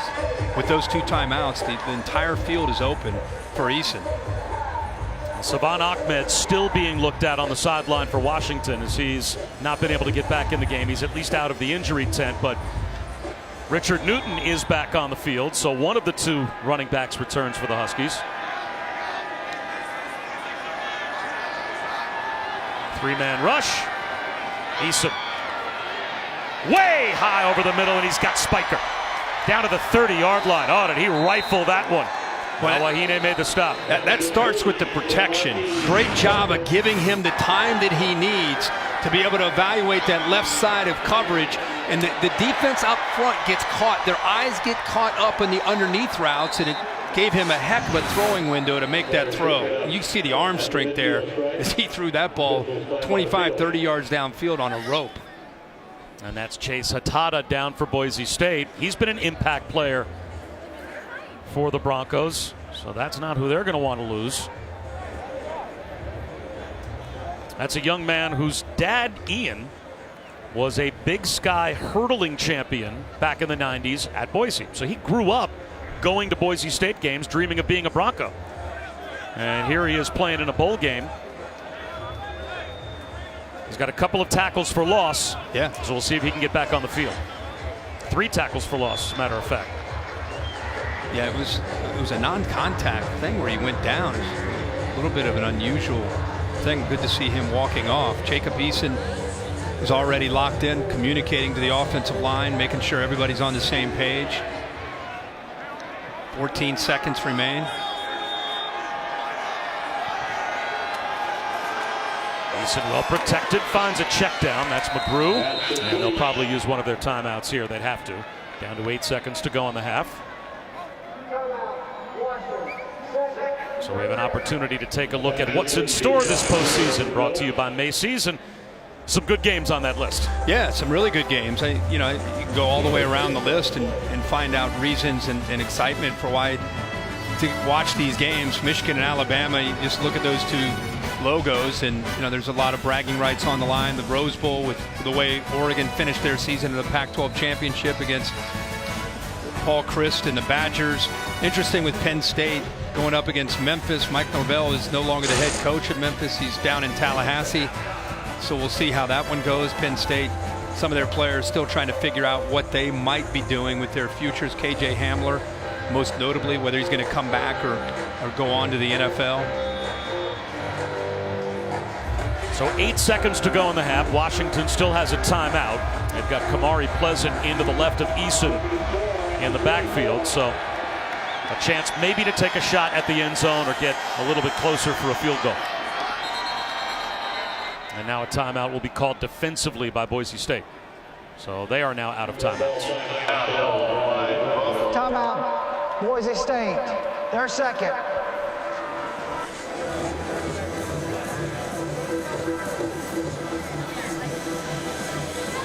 $14-0. The Huskies have the lead. 8 seconds to go in the half. Bob Wischusen here with Kirk Herbstreit. And having watched Eason here in the first half, is your opinion, now that you're seeing him in person at least this year, changed of him at all? He's always had, obviously, when he was a freshman at Georgia, he's had physical traits that are special. He's big. He's got one of the strongest arms you're going to see in the entire country. But to go to that level, it's more about processing and more about decision making. And I think he's got a bright future. Eventually, I think he'll be a great player in the NFL. I just think that it would make some sense if it were me looking at him and evaluating him. It would make some sense to give him another year to be able to polish his game and continue to grow. But who knows? We'll see what he'll eventually make his decision in the next week or two. Quick hitter to Cade Otton. And now they can use their final timeout, and that draws them a little closer to try and add 3 to their lead. Cade Otton has played so well tonight, both receiving and also blocking. And smart when they picked up that first down. I thought they might use the first timeout, but instead, after the injury, they went ahead and snapped quickly, saved both of their timeouts, which gave him a chance to get even a little bit closer and make this field goal attempt that much easier. And Chris Peterson, his defense has been a huge story here in the first half. They have controlled the line of scrimmage. Boise State has not been shut out in a first half since September of 2014 by Air Force. And they're going to be shut out, barring some type of a block and a run back here by Washington in the first half of the Las Vegas Bowl. Jimmy Lake, the defensive coordinator, who will eventually take over as soon as this game is over to become the new head coach of Washington. About as good of a first half as he could have hoped for, the way his defense is playing. What's interesting is these guys, they all know each other. Brian Harsin and his staff, they obviously know Jimmy Lake and Chris Peterson. Peyton Henry from 32, tacks on 3 before halftime for the Huskies.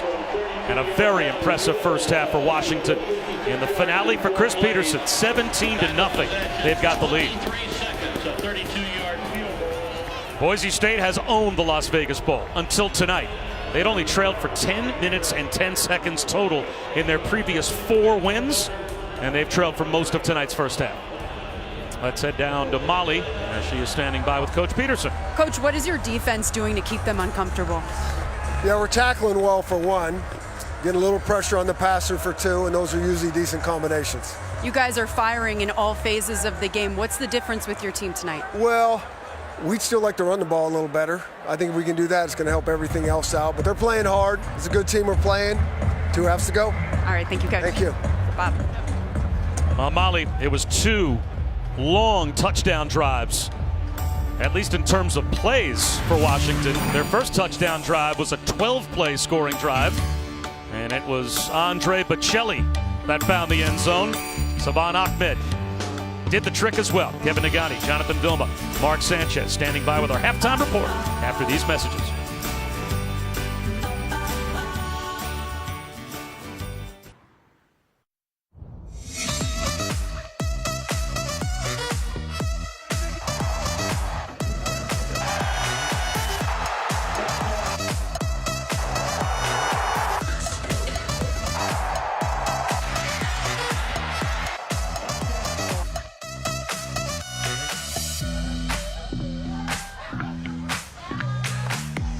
Welcome back to the Mitsubishi Motors Las Vegas Bowl as part of Capital One Bowl Mania.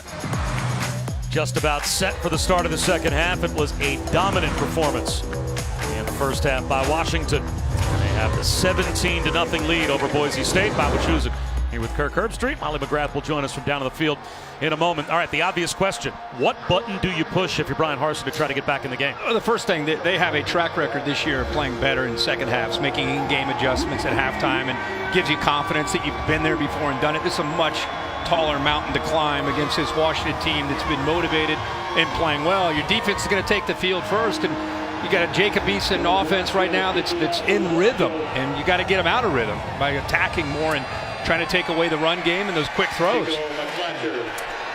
Chico McClatcher on the return, gets out across the 20-yard line. And a moment ago, Coach Harsin spoke with Molly. 8 come from behind wins this season. What's your message about getting it to 9? Well, 0-0 at halftime, and really just one play at a time. One play mindset, execution, all 11 guys doing their job. It's 17 points. We can score 17 points. We can get right back into it. So we just got to execute better, and we got to take advantage of our opportunities more, and we just didn't do that in the first half. And Washington's a good team, but now it's time for us to go out there and execute. All right, thank you, Coach. Okay, thank you. Step one would be getting a stop to start off the second half if you're Boise State. Easier said than done, as Jacob Eason had a very good first half. 16 of 22, 124 yards, and a touchdown. And he'll go to the air, and he'll go deep to start off the second half, and he'll overthrow everyone. Jordan Chin, the intended receiver. I think that's a great call. Another Washington player down. Looks like it may be Nick Harris, their center, who's such a big part. Remember, they're at 2 starters down already with Adams out in Kirkland. Harris is kind of the anchor in the middle there. Watch him in the center, or in the center of the screen, obviously.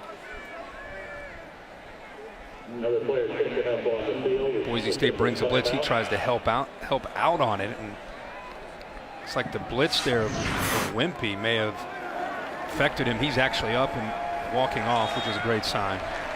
He's been first team All-League back-to-back years, and he's headed to the Senior Bowl as well. So that's Mateo Mele, a redshirt freshman who's going to come in for at least a snap or two. See how fast Nick Harris can get back in the game, if he can make it back on the field at all. Yeah, let's hope he can. I love that call, though. On 1st and 10, you're thinking about, hey, they got a big lead. They're going to run the ball, those quick throws. And what do they do to set a tone, send a message? They go downfield.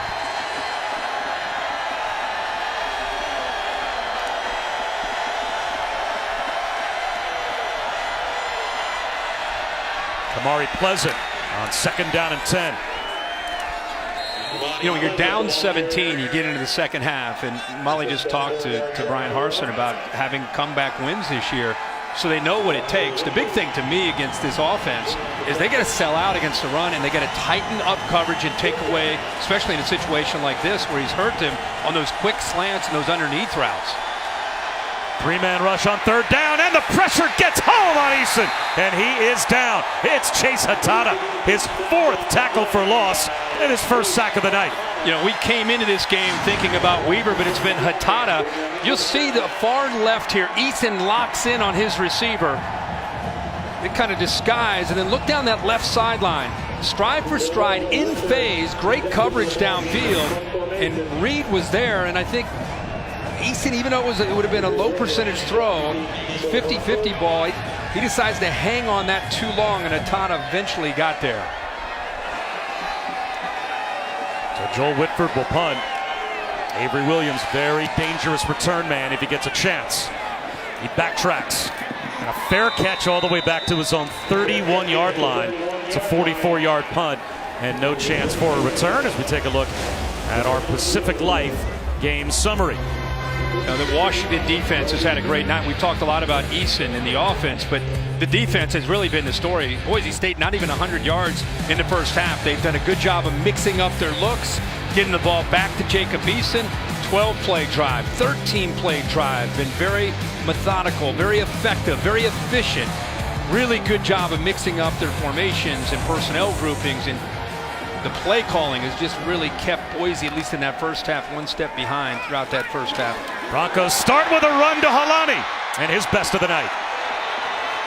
A little juice on the sideline for the Broncos, a 14-yard gain for the true freshman. One of the few times we've seen Cleveland, the left tackle, work and get up to that safety. Got a linebacker there, that nickelback, the hang player, and to give the back a little bit of room to work with. You didn't see much of that at all from the offensive line in the first half. Now they empty the backfield, but here comes Halani in motion.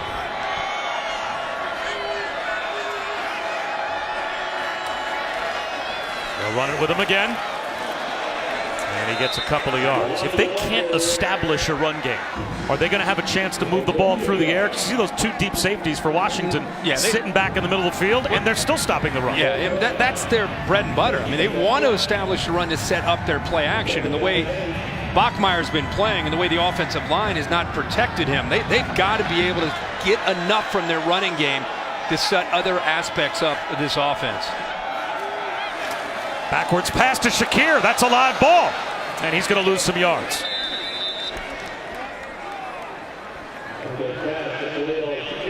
It almost makes you wonder what Brian Harsin was up to, because it was a lateral. And they have the ability to throw the ball. They do that from time to time with Shakir. He started to just peek and look downfield before he actually caught the football. And now it puts Bachmeier in this offensive line into a 3rd and long situation.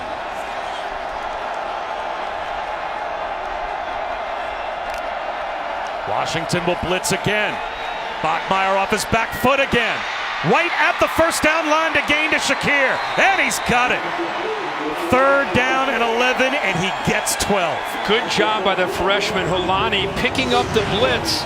Sermon came right up the middle, picked him up, gave him just enough time, and Shakir, the effort, bobbles the ball, holds on, and fights for that extra yard for the first down.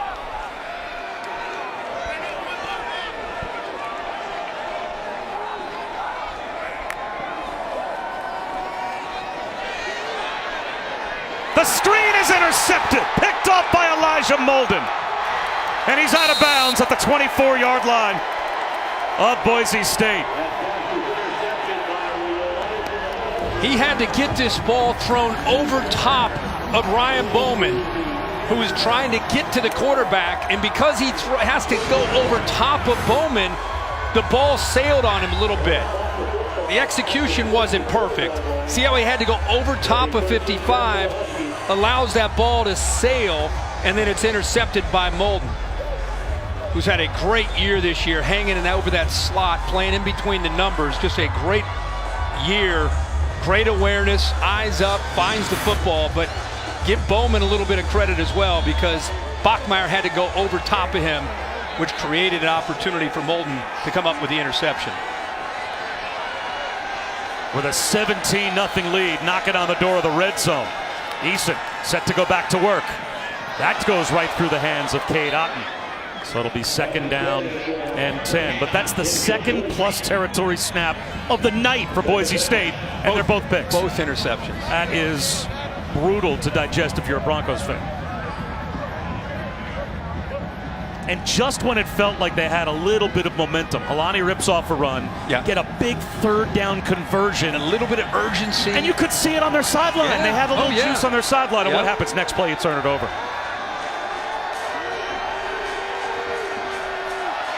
And Nick Harris back in to snap it to Eason. He's going to take a shot for that front right pylon. Drops it into Bynum. Out of bounds inside the 5 at the 2. How about that throw by Jacob Eason? Over that outside shoulder, the fleet-footed Bynum, the sophomore, goes up against Reed, who's a freshman. Pretty good coverage, but you can't defend that. Drops it right in the bucket over that outside shoulder, and Bynum does a good job of staying on his route until the ball's in the air. Then he works to the outside late, right where the ball is thrown. You work on that day after day in practice, and it pays off there for Eason. Perfectly thrown football. 6 offensive linemen, 2 tight ends, and Newton the I-back. He takes the handoff. At the goal line, he's in. It's another Washington touchdown. That's how you take advantage of it, coming up with a big turnover. Defense gives you really good field position. 3 plays later, you're in the end zone with a touchdown. And that ball by Jacob Eason sets him up for potentially a knockout punch here early in the 3rd quarter for Chris Peterson.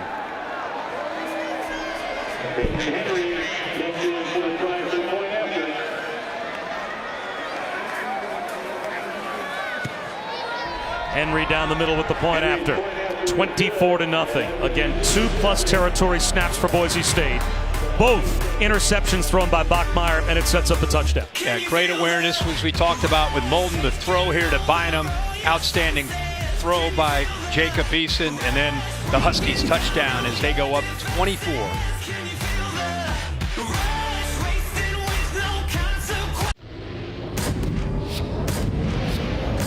ESPN, home of the college football playoff.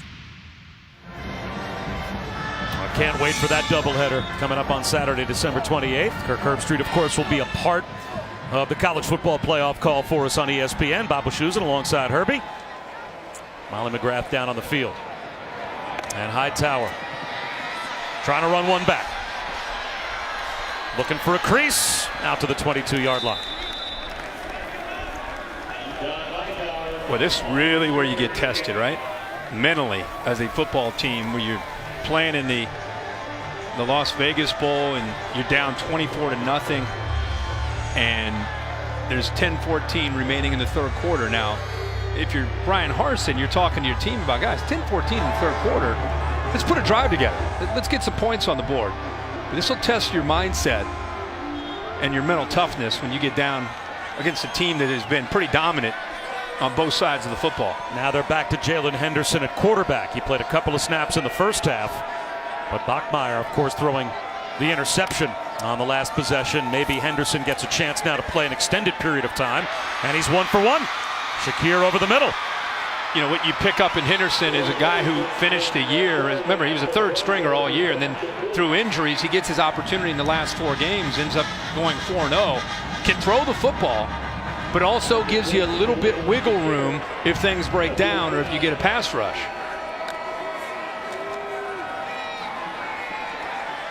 He's 2 for 2. And they're across midfield. For only the 3rd time tonight, Jalen Henderson finds Cobbs. I've been so impressed with Jalen Henderson and his approach to the game all year. Not just the 4 games that he started, but clearly did the work when nobody was watching, when he was a 3rd string guy. The first play of the night that they execute in plus territory without turning it over as Boise State looks like they've got a first down. In fact, that's what his coaches and teammates give him a lot of credit for, was his preparation. And it paid off for him. We'll see if he can help this offense. So far, it looks pretty good on this drive. Long throw outside the numbers, incomplete over Shakir's head. Think about that Washington secondary. They lost a lot of production last year. I mean, Miles Bryant was the only guy that came back from that Rose Bowl team. Taylor Rapp left early. Byron Murphy, Jordan Miller was the other corner. JoJo McIntosh was a physical safety. I mean, you're talking about 4 starters, and this secondary comes back and has had a very, very solid year. And I love Molden, watching him play over that slot.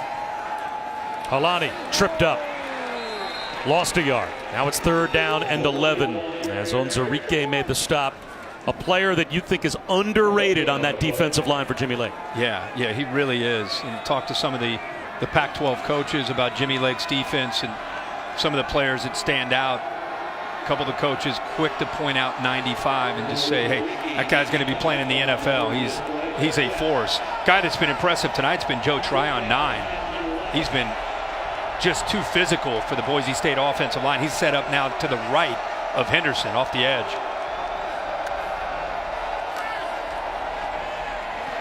Henderson extending the play. He's going to run and get inside the 40-yard line. All right, you're down 24-0. You're going. You got to go for it, I would think, right on 4th and 4. Yeah, you got to go. Pretty good job of leveraging him. Looks like we got another Washington player down. It's like the 4th or 5th guy from the Huskies to go down. It's Onzarike. Yeah. That's a big player for them to lose before a 4th down attempt by Boise State. So will Boise State go for it? We'll find out as soon as we come back to Las Vegas.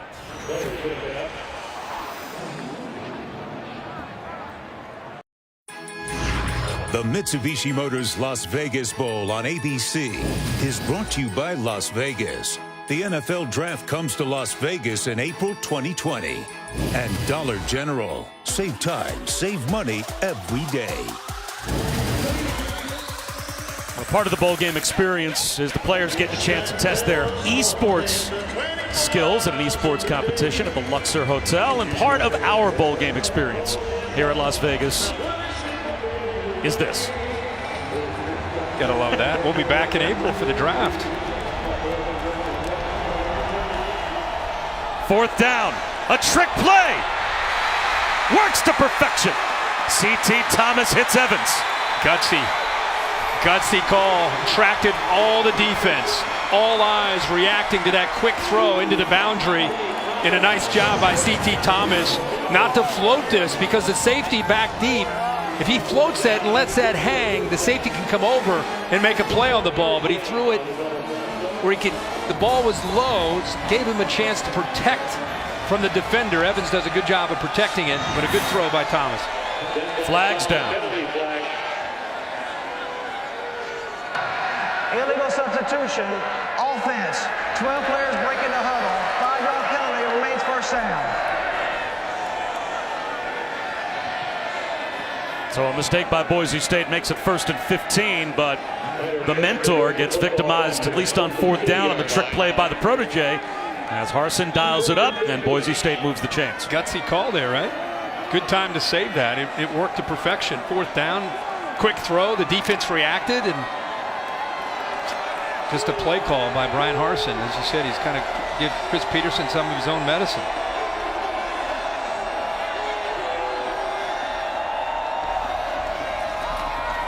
Bootleg off the play action for Henderson.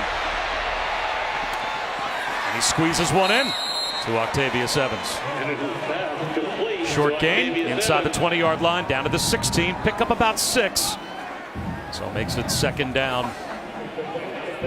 at the 16. Again, because Brian Harsin's team is facing such a talented defensive group with Jimmy Lake being aggressive, Henderson's mobility gives him enough, gives him just the ability to get away. That time it was Ryan Bowman chasing him down.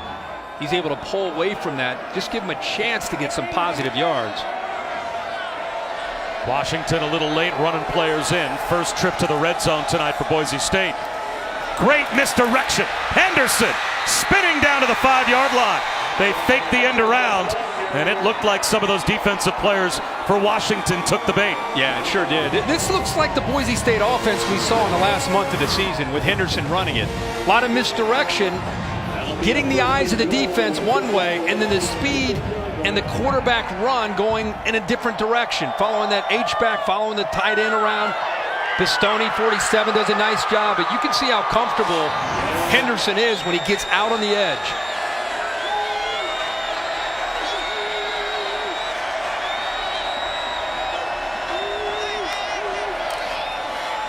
Now it's Mahone. Inside the 5, down to about the 4-yard line. It'll be 2nd down and goal. Josiah Bronson made the stop. Boise State has been very efficient in the red zone. They've scored 38 touchdowns on the season in 55 trips.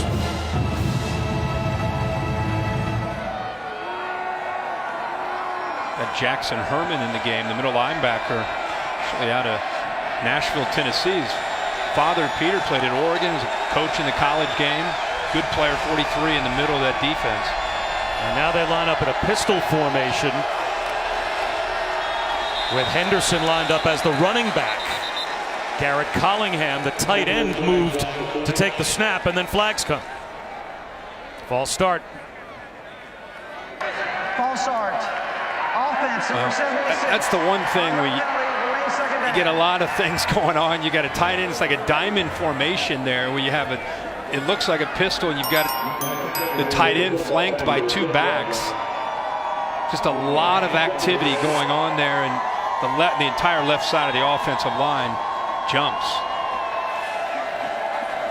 It seemed to be working more effectively when it was more of kind of an urgent approach, more of a tempo.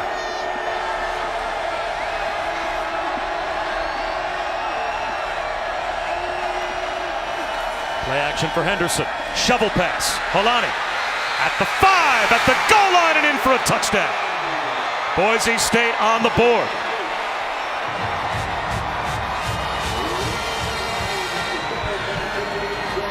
I love how they used that bunch formation off to the left, Bob, and then put Shakir back into the backfield.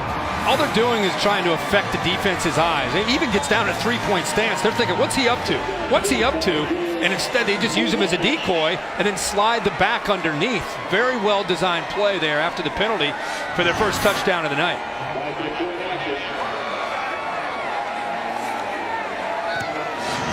Sachs knocks the point after through. It's 24-7. They didn't go for 2. So it's still a 3-possession game, down by 17, but Brian Harsin's team's on the board. Yeah, this is a big touchdown for them. And how about Jalen Henderson, man? Takes them down 11 plays, 77 yards, and a touchdown there to get their first touchdown.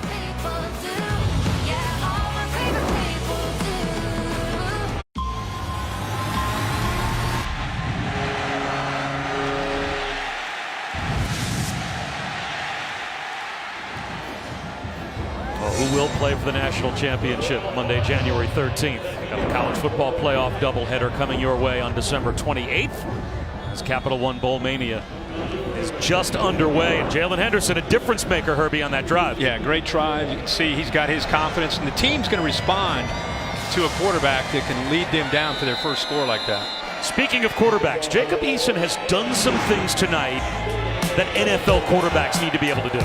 Yeah, without a doubt. I mean, he's done a good job of keeping his eyes downfield, despite potentially a pass rush like this, able to throw accurately.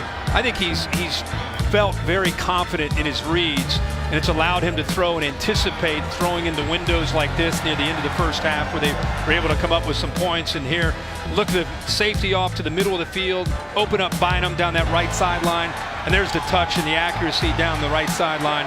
Perfectly thrown football. Yeah, he's played well against an athletic Boise State defense. And that Broncos defense now needs to stop after the touchdown.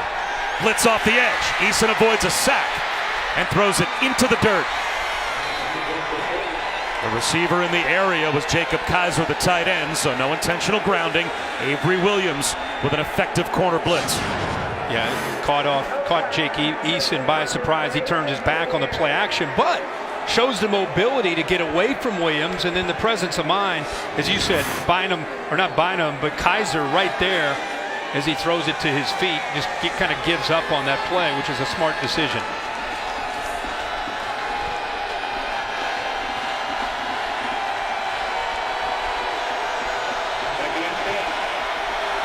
Another blitz and a short gain. Aaron Fuller for a couple of yards. So back-to-back blitzes, only 2 yards the first 2 plays. It's 3rd down and 8 now for Washington. Yeah, they brought outside pressure with Avery Williams. This time they bring the middle linebacker, Wimpy. See what they do here now on 3rd down. It's been a slow or quiet night for Curtis Weaver, 99. Keep talking about his potential on 3rd downs to get home, but it's been Hatida on the other side.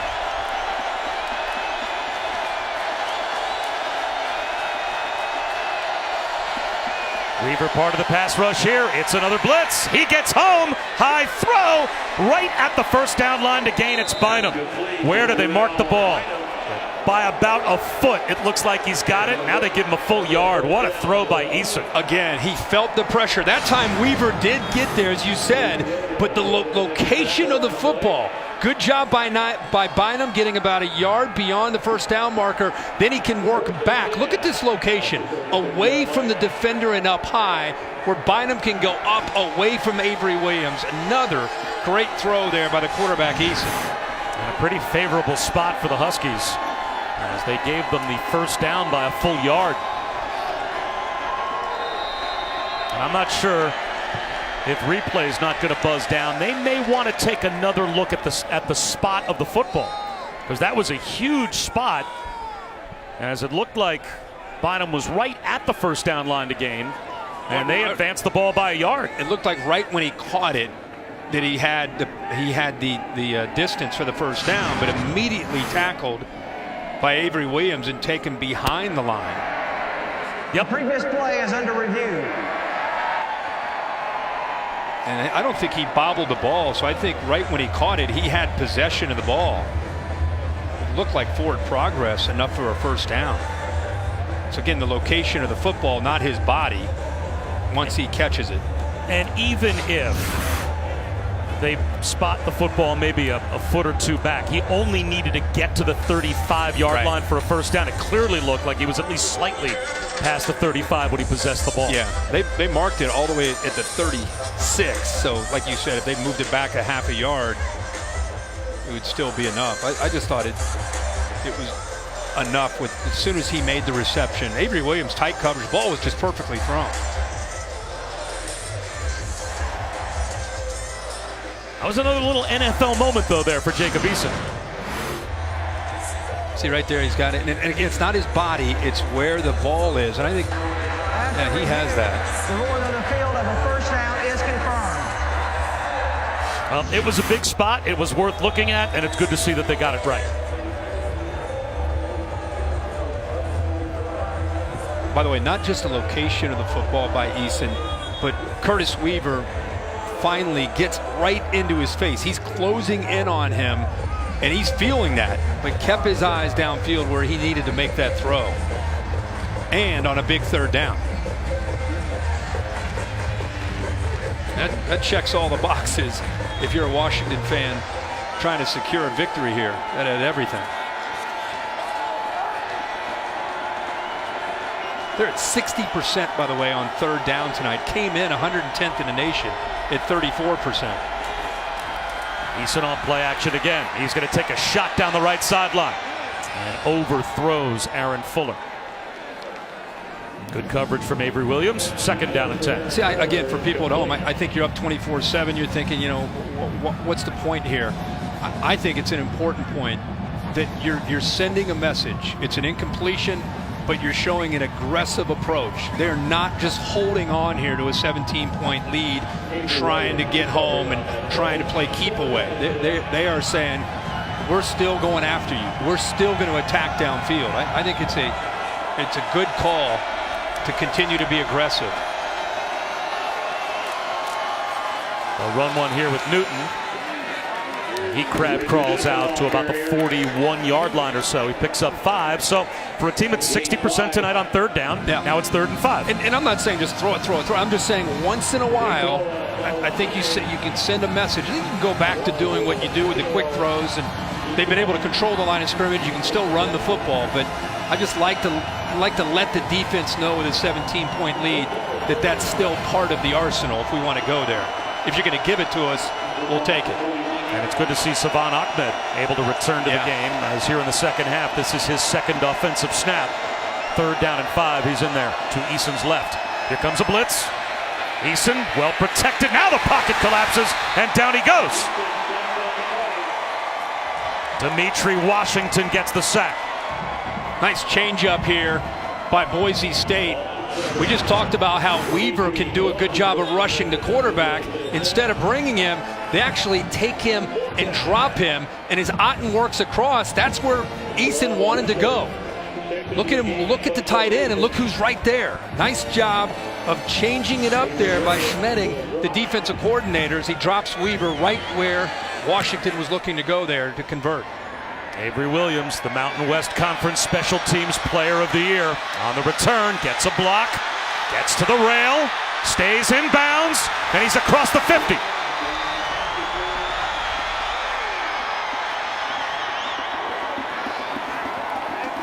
It's been a long time tonight before Jalen Henderson came in. We haven't seen Boise State in plus territory, right? All of a sudden they get a touchdown, they get a stop.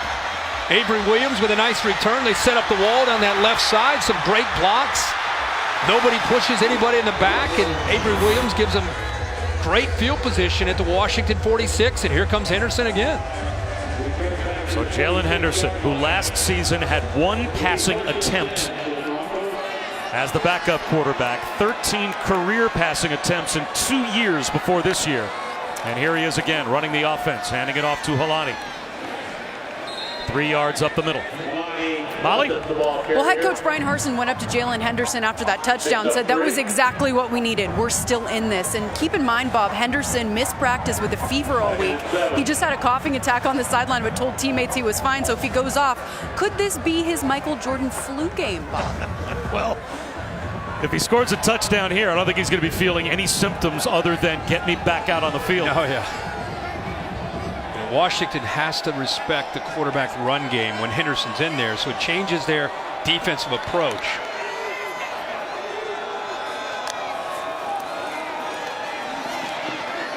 To the sideline. Sets up 3rd down and manageable as C.T. Thomas is out of bounds, about a 3-yard shy of the 1st down, and Henderson took a shot. Yeah, and the most important thing is, like Jacob Eason takes the hit, it's coming right into his face, but delivers an accurate throw. I think that was Onzarike who got back on the field to deliver that blow. Glad to see him back. Remember, he went out a little earlier, but a good throw there by Henderson. Now they've got a chance here, 3rd and 3.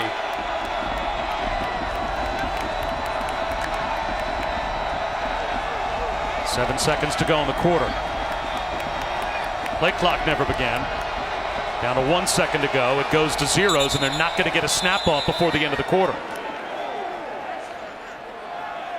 So a big 3rd down to start the 4th quarter for Boise State when we come back, as they're trying to crawl back in the game. here in Las Vegas.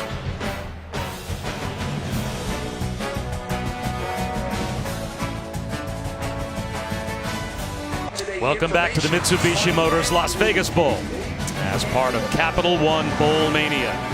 We start the fourth quarter.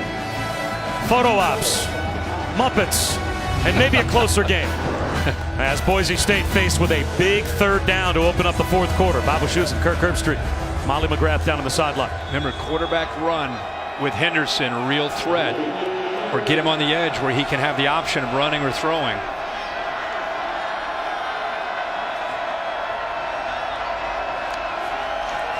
They'll run it with Holani, and he's got no chance. Lost a yard, so now it's 4th down and 4, down 17 in Washington territory.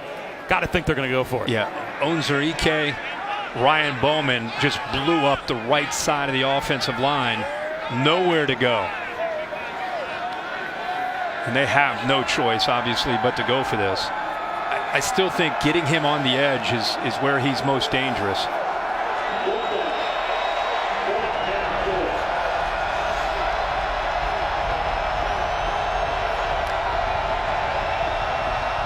Showing tight man, which gives him crossing routes too.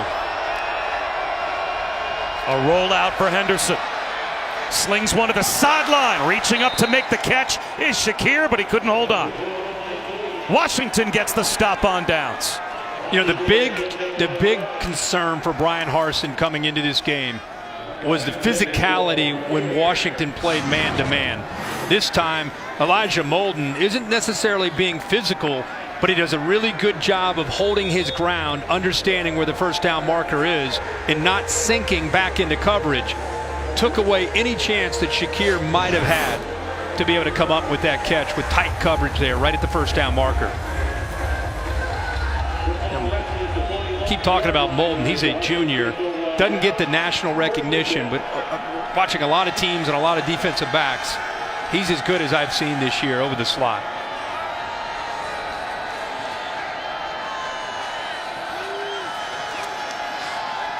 Eason off play action. He's going to take a long sling to the sideline. Terrell Bynum hauls it in. Love the approach here. 1st and 10. They're going to get aggressive. Everything is rolling right, except Bynum is working left on kind of a levels concept, and he is able to get that separation. Boise State felt the offense going to their left, the offense is right, and instead kind of catch them napping on 1st and 10 and sneak Bynum in man-to-man coverage, as I said, able to get that separation with that speed.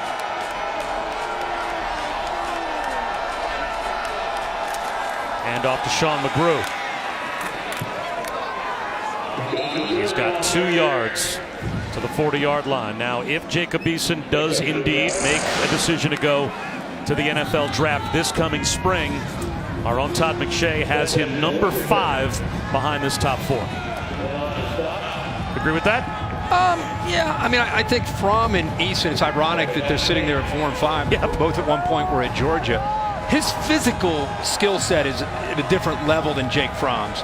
I think Fromm, what he has is a lot of big game experience, which helps him. But the thing that Jacob Eason has, much like getting free, is Savon Ahmed. A simple swing pass, and just like that, Washington's in the red zone. A swing pass, and then great blocking downfield by Cade Otton. Also see the receiver out there. Fuller takes a lot of pride. You know, you get a swing pass out like that against man-to-man, you run away from the linebacker, but to get, instead of an 8 or 10-yard gain, to get 20 to 30, it's because of great blocking on the perimeter. It's exactly what he got there. But his physical skill set remind you of Justin Herbert as far as his length, his height. But Herbert's also a 3.5-year starter. Cameron Davis, he's got a lane. He's got the end zone for another touchdown. There's a flag down back at the line of scrimmage. Offense number 76. 10-yard penalty remains first down. They've got Luke Wattenberg, the left guard, for a hold. I think it's more on 70, Jared Hilbers. I think 76 was fine. Watch the left tackle. The left guard's here. I don't think it's on him. I think they just got maybe confused with the numbers. Watch Hilbers pull his man down. That's the call. Wattenberg looked like he was fine to me, the left guard, but boy, it looked like Cameron Davis was past both of those guys by the time they even committed the hold. That's the first penalty of the night against the Huskies, and it wipes away a touchdown.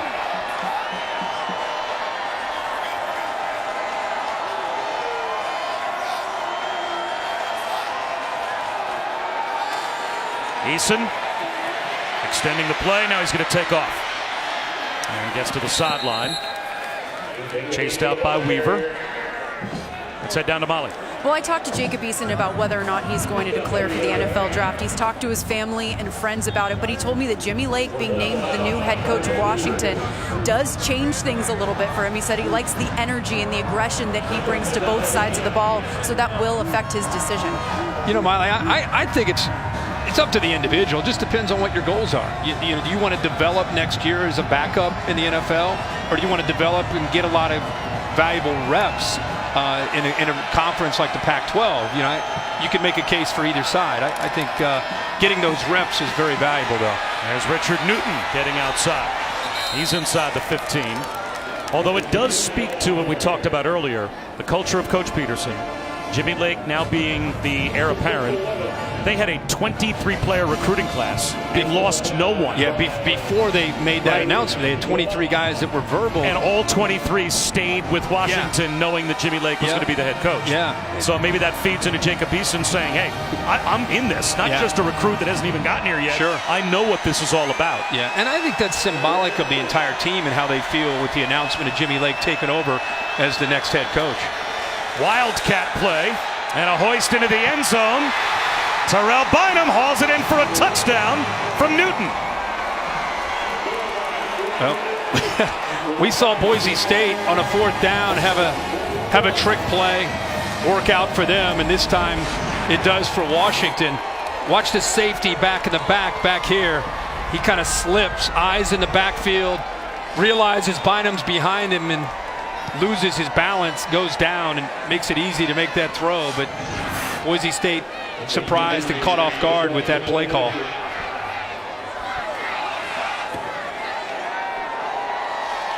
Back to a 24-point lead for the Huskies. And the trick play just gets the attention drawn in that secondary for Boise State. Running backs loving life making that throw, right? He'll never forget that throw.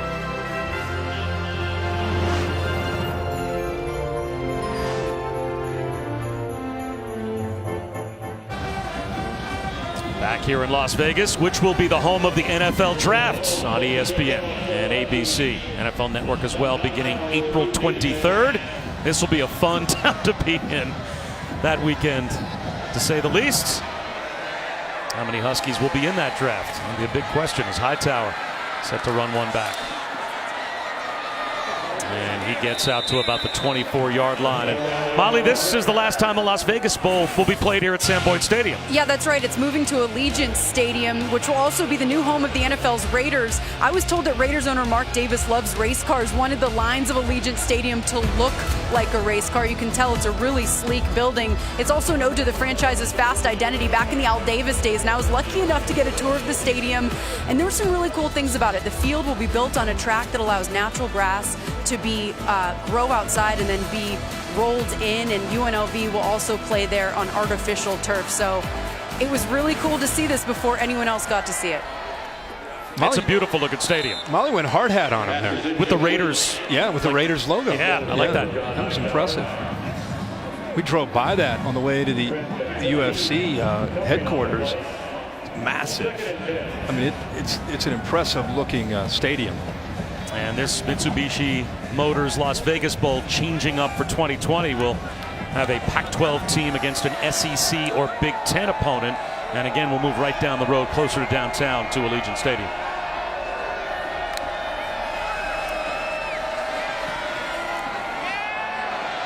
Got to believe Vegas will eventually start bidding potentially on some big events, whether obviously the Super Bowl. I would think the national championship down the road, this would be a site that I'm sure they would look at. And that facility is going to be as nice as any facility in the country. We are in Las Vegas, by the way. Yeah. In case any of these outfits take you by surprise.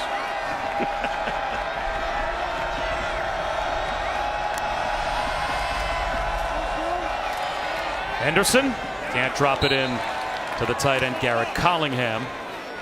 So it's 4th and 10. Just continue to marvel at this secondary. 4 new starters in that back group along with Miles Bryant, and they have had a great night tonight. I mean, and if you look across the board at this defense, a lot of young faces. If you're a Washington Huskies fan, use a win like this as a springboard into 2020. A new head coach and Jimmy Lake, who's your defensive coordinator, or has been.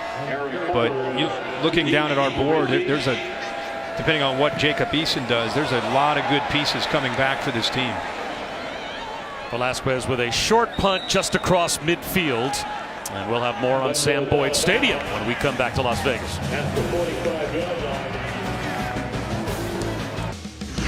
The Mitsubishi Motors Las Vegas Bowl on ABC is brought to you by the carefully curated lineup of crossovers from Mitsubishi Motors. In part by Las Vegas, the NFL Draft comes to Las Vegas in April 2020. And Pacific Life, 150 years strong, protection and retirement solutions for your future. Any stadium that at some point had David Hasselhoff sing the national anthem in it has a special place in all of our hearts. Sam Boyd Stadium opened back in 1971, the first time it hosted the Las Vegas Bowl. That's the first ticket, 1992. Notable concerts, U2, the Eagles, the Dead played here 14 times. And this is the last football game that will be played in this old stadium.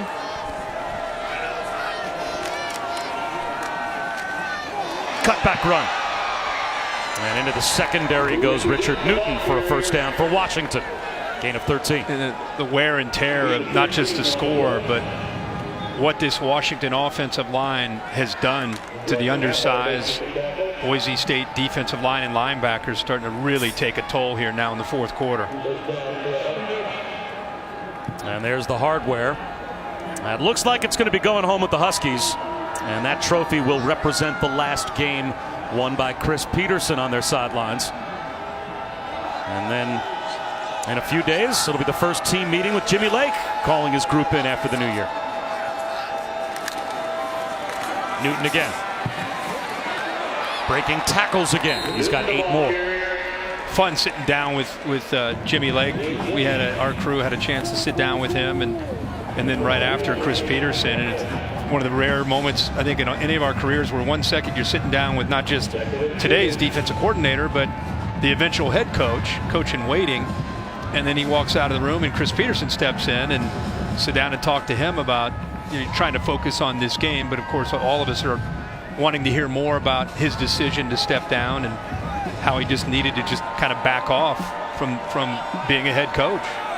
You got some Boise State fans that are here to thank Coach Pete as well, as he won 92 games as their head coach before heading to Seattle. Ahmed turned back and dropped for a loss. Safari Buffalo came up to make the stop.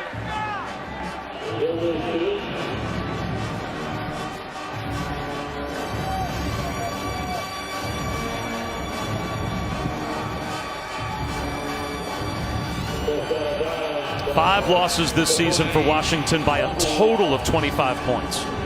And ask Jimmy Lake, is there any moral victory in that you lost so much? And with Chris Peterson announcing his retirement, can you build on this for next year? And he said, really, for our guys, losing 5 games that close, no moral victory. It's just a reason to be angry. Yeah. Ahmed wrapped up and thrown down. It'll be 4th down and 3. I also asked him, where do you want to go? Is it the exact same program moving forward, or is it what's going to be your approach? What's going to be your signature?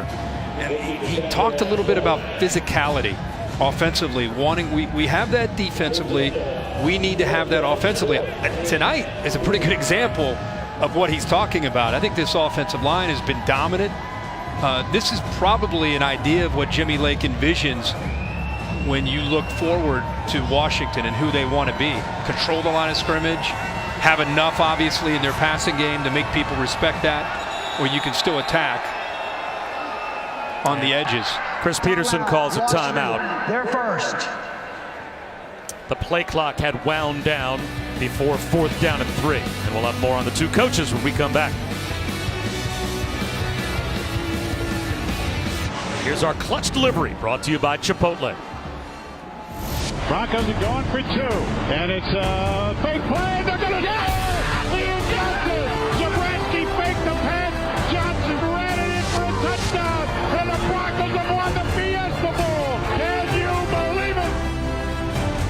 For a great program, that's probably the signature moment in program history. That trick play, that win. Chris Peterson was the head coach. Of course, Brian Harsin was his offensive coordinator, beating Oklahoma in the 2007 Fiesta Bowl. I think the hook and lateral also equally impressive.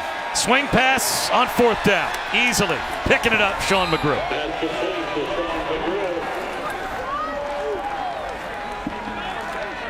College football would be better for it if Chris Peterson stayed in the game. Maybe he will be back, but he's got some kind of a career resume. 92-12 in 8 seasons at Boise State. Close to 80% winning percentage. See the 8 years, what he did at Boise State, taking over for Dan Hawkins.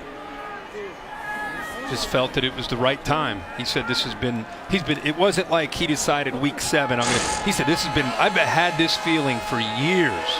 And he finally just decided to respond to it.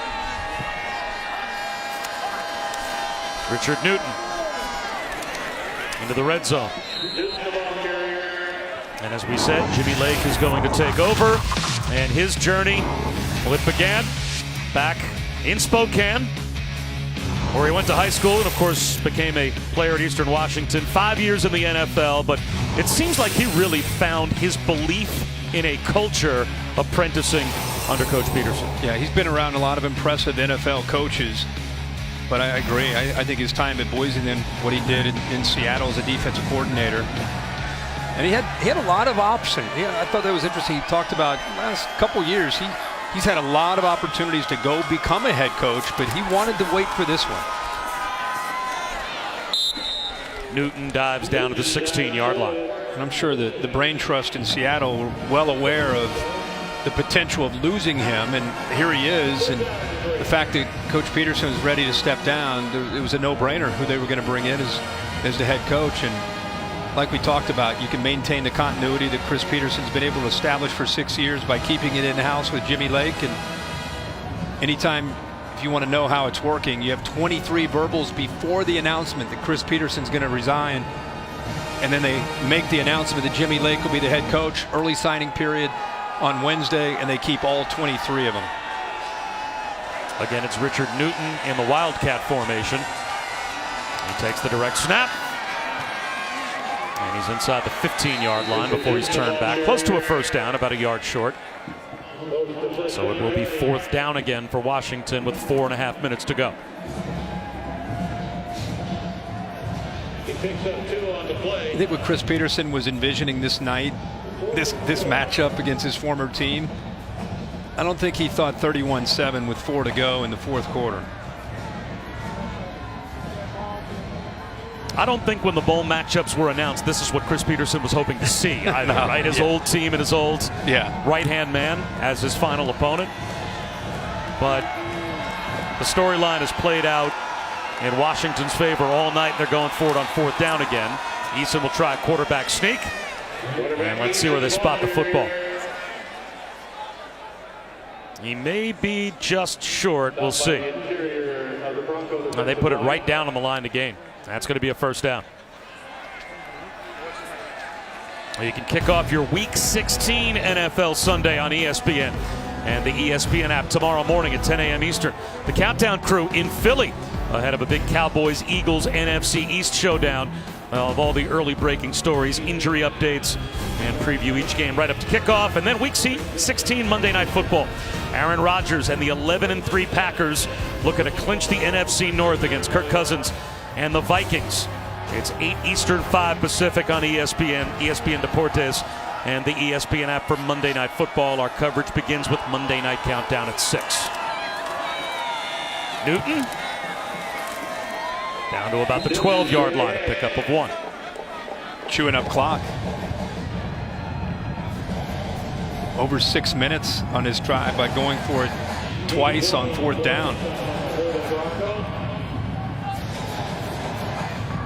Boise State defense is tired. It's not that they played and had to defend a lot of plays. It's Washington only had 66 plays overall, but like I said, the wear and tear of this style of game, as well as Eason has played, he's only thrown for 210 yards. It's been really more about the line of scrimmage tonight, and that could take a toll on you, obviously, over a 4-quarter game, especially when you're down 31-7. And off to Ahmed, breaks a tackle at the goal line and padding the lead for the Huskies with another touchdown.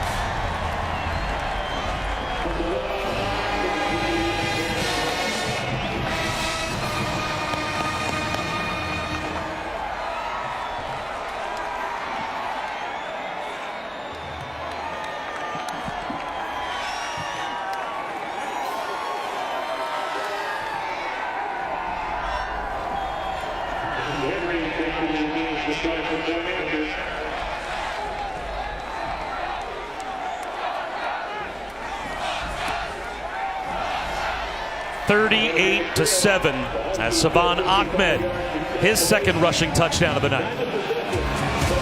Well, Chris Peterson up 38-7. Offensive lines had a great night. Been a rotation of backs. They've done their job. Eason, everything is in place the way Chris Peterson likes to see it as they go up by 31 with 2:29 to go.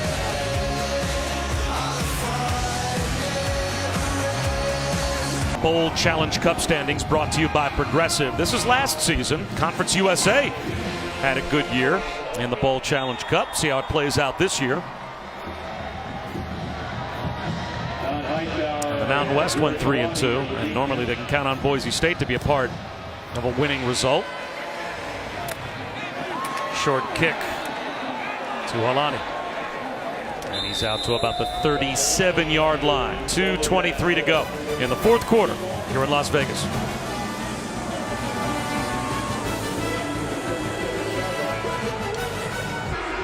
We're back in Las Vegas with our Pacific Life game summary. And Kirk Herbstreit, this was a game that was won with Jacob Eason playing terrific football at the quarterback spot, but Washington won this game at the line of scrimmage. On both sides. You can talk about the quarterbacks and the receivers all you want, but you see the turnovers where they were able to get a couple turnovers and turn them into points. But the defense from Washington, outstanding and physical and fast in that secondary. And they've got Hank Bachmeier back in to close out the game at quarterback. Checks one down to Evans. And he picks up about 9 yards. Bowl season continues Monday afternoon. The Bad Boy Mowers Gasparilla Bowl. It'll be UCF, led by Dylan Gabriel at quarterback and Gabriel Davis at wide receiver, against a good Marshall defense. Monday, 2:30 Eastern on ESPN and the ESPN app. What do you make of the conferences, the bragging rights, the standings? You put much stock into that or not so much? If my team wins their bowl game, probably a little bit more stock into it, but I'm just hoping Boston College gets back into a bowl game at some point down the road. Well, you got a good coach. Yes, that was a good hire. Coach. But Reese Davis and I go back and forth. I think that fans really get into that. Like you said, if your team wins and your conference ends up doing well, then you probably make a big deal out of how the conference did. And if they didn't, you probably think, well, I'm just worried about my team. Right. Andrew Van Buren. And the college football playoff semifinals coming your way on Saturday, December 28th on ESPN and the ESPN app. Joe Burrow and LSU against Oklahoma in the Chick-fil-A Peach Bowl at 4 Eastern. Then at 8 Eastern, Ohio State Clemson in the PlayStation Fiesta Bowl. The winners head to the national championship game Monday, January 13th on ESPN. As Bachmeier goes to the sideline to stop the clock as C.T. Thomas toe taps out of bounds, and a really strong performance tonight for Jacob Eason. Yep. A great game, and now he's got a big decision to make. If he comes back, Washington will be picked among the league leaders as far as trying to chase a Pac-12 championship. Oregon's going to be out there, and Utah, and USC's trying to bounce back next year with Clay Helton, but you got to like the nucleus of this team, and even though you lose Chris Peterson, Jimmy Lake, in the direction of this team. There's a lot to like about the Huskies. Bachmeier on a scramble, gets to the sideline, and is out of bounds at the 21 with 47 seconds to go. See, the Sooners continue to, not only do they have their hands full in the matchup to begin with, but they lose a couple key players, especially Ronnie Perkins, their best pass rusher by far. And now they've lost a starting safety to a broken collarbone. So that is not good news for Lincoln Riley and the Sooners. Yeah, you can't afford to lose any defensive players going up against that offense and how it's been humming all year. C.T. Thomas stays on his feet inside the 11, close to the 10-yard line. That Fiesta Bowl will be interesting with Dabo Swinney feeling his team's been slighted all year, playing with a chip on their shoulder, anxious to prove who they are and how good they are. And I think Ohio State feeling a little bit, they've kind of played with a chip on their shoulder all year, trying to prove that they can win without Urban Meyer. Bachmeier, back of the end zone for Hightower. Incomplete. And fans tune into the ESPN app after the game. The post-game trophy ceremony presented by Capital One will follow immediately after the game ends over on the ESPN app. Yeah, Dabo has somehow managed to take a team that hasn't lost a game in 2 years. And a quarterback that's never lost. That has won championships 2 out of the last 3 years and convinced his entire roster they're disrespected.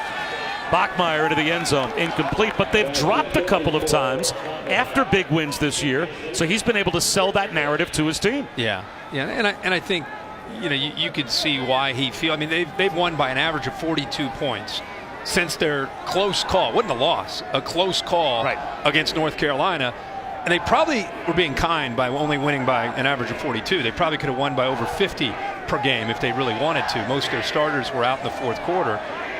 But the narrative is more about they haven't played anybody. That's why I think they're anxious to go play in that bowl game. Hightower lost the football. It is scooped up. Jackson Sermon heading the other way. He's got blockers out in front, being chased down by Shakir and brought down at the 32-yard line. Chris Peterson just gets his final ice bath there as far as being a head coach of the Washington Huskies. There's Jimmy Lake, one of the first ones to greet him and give him a hug. How about Jackson? I told you Jackson Sherman. I live in Nashville. He from the high school there in Nashville. Really, really talented player. Gets a scoop and almost a score, but it's all about Chris Peterson at this point with 8 seconds to go.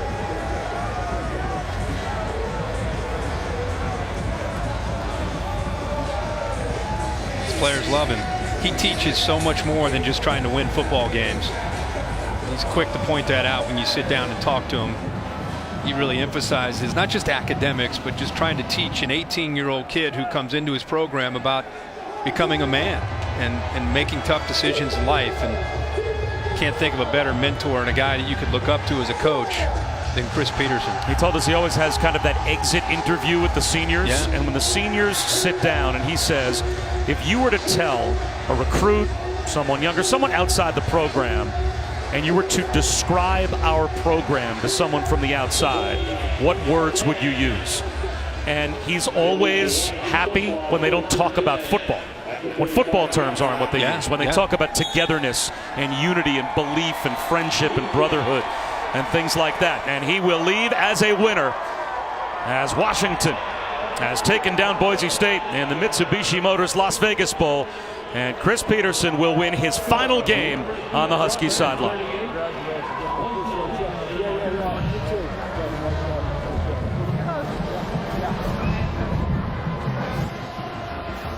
Let's head down to Molly.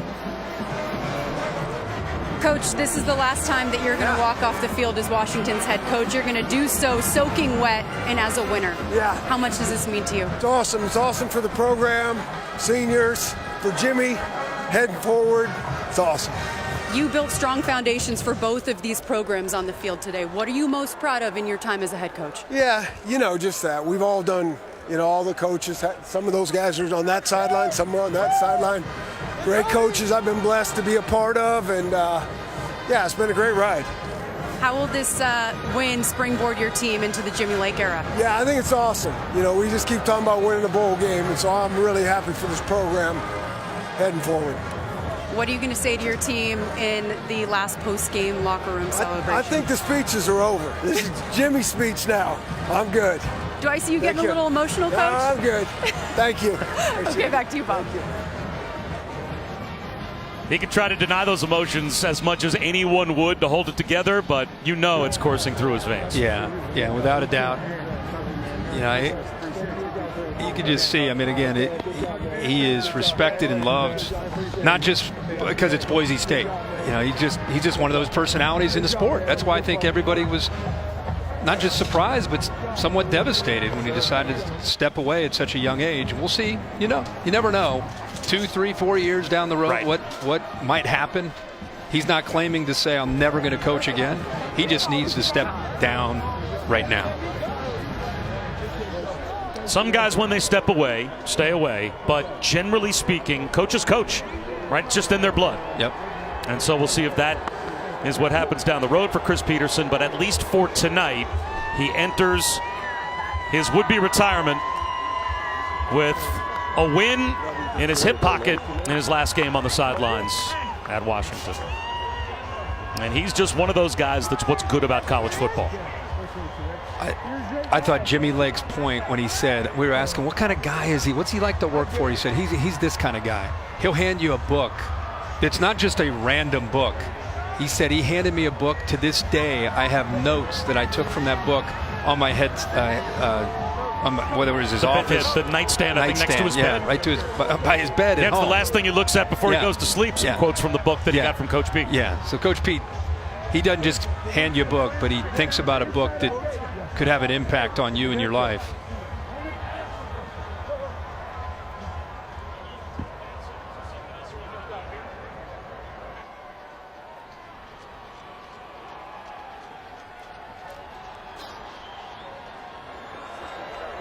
We've got our Capital One player of the game down on the field with Molly. Thank you, Bob. Jacob, Coach Petersen didn't want this game to be about him.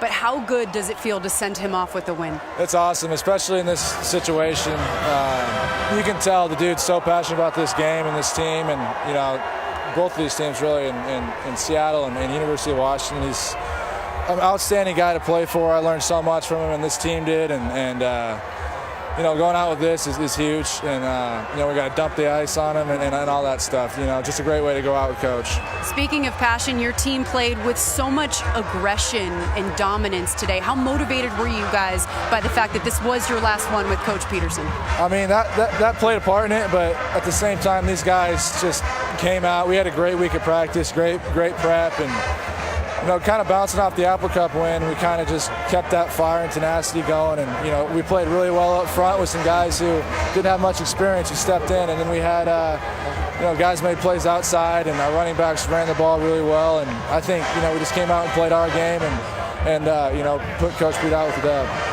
There's also a question about whether or not this will be your last game with the Huskies. How will you go about that decision-making process in the coming weeks? Yeah, it's just going to be a lot of talk with my family and Coach Lake and Coach Petersen, Coach Hamden, and you know, just trying to figure myself out and go from there. Do you know yet what you're going to do? I don't, no. All right, well, best of luck with that. Thank you.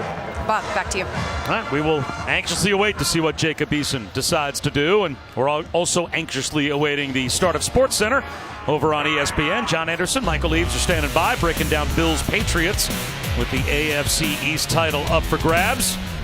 Rams 49ers post-game press conferences as well. Reactions from all 6 bowl games today. It's Sports Center next on ESPN and the ESPN app. A win for Coach Petersen as 38-7 is the final. Washington over Boise State. Coming up on the ESPN app, the post-game trophy ceremony presented by Capital One. For Molly McGrath and Kirk Herbstreit, I'm Bob Wischusen saying so long from Las Vegas. Congratulations to the Huskies, the Mitsubishi Motors Las Vegas Bowl winners. Let's send things back to Kevin Negandhi, Jonathan Vilma, and Mark Sanchez in the studio.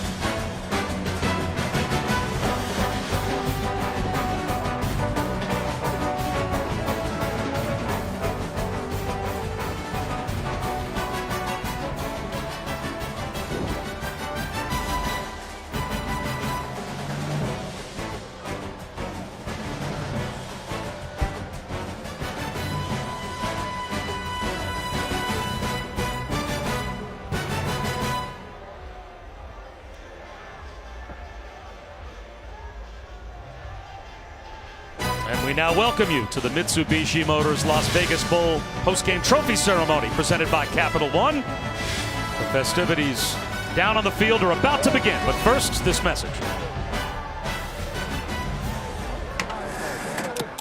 Promise that you'll never find another like me.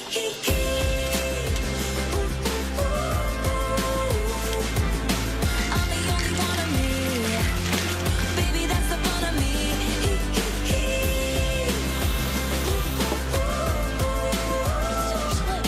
With the Capital One Saver Card, you earn 4% cash back on dining and 4% on entertainment. So when you go out, you cash in. What's in your wallet? And before the trophy is presented, how about our Capital One rewarding performance? And our player of the game tonight was Jacob Eason. And Kurt, he was tremendous. Yeah, he really was. Just had a great game plan tonight.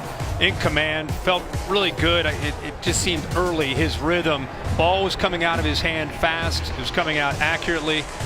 They were running the football to complement him. I thought that first drive really set the tone for the night that he would have. Accuracy downfield on the fade where he gives Bynum a chance to make a play. It's got to feel really good, whether this is his last game or if it's a springboard into 2020, where most of this nucleus is returning, and they can use a win like this with a new head coach to get into the offseason. And if he comes back, they will be a dangerous team to have to contend with. 22 of 32, 210 yards and a touchdown. But some of the things we showed during the broadcast, moving safeties with his eyes, throwing it down the chimney, down the sideline, hitting windows, and multiple times knowing the pressure was about to hit him right in the chest and delivering the football. So Eason had a terrific night, and the Huskies are winners. Molly is down there to present the hardware. Welcome to our Mitsubishi Las Vegas Bowl trophy ceremony. Congratulations to both the Boise State Broncos and the Washington Huskies on fantastic seasons. And congratulations to the Huskies, our champions of this year's Mitsubishi Las Vegas Bowl.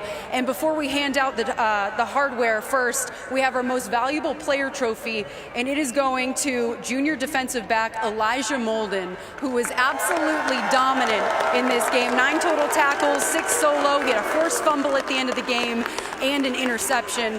Elijah, congratulations. You guys were so dominant tonight, and your team was playing with so much passion. How motivated were you by this guy right behind you? Exactly. I don't think I even have to say who this game was for. You know, he means the world to us. He's taught us so many things, and we love him.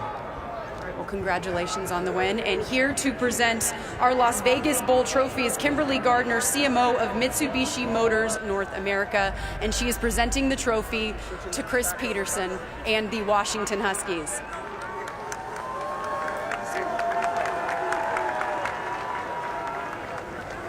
Coach, what does it mean to have your last game with this program end with a trophy like this? It's awesome. It's a way to send the seniors out. And, you know, I just thank Husky Nation for showing up. We appreciate you. And the guys played awesome. They played their hearts out. It's been an awesome group to coach. Coach, everyone in the stands, everyone in purple, and the people in blue and orange are big fans of yours. What have both of these programs meant to you? Great people, that's what it's all about, right? I mean, that's what it is. And so, I mean, I'm just happy for our team, how hard they've worked, played one of our best games at the end of the season, and that's how you like it. So I'd just like Jimmy Lake to come up here. Jimmy, come on up. Jimmy, come on up here with us.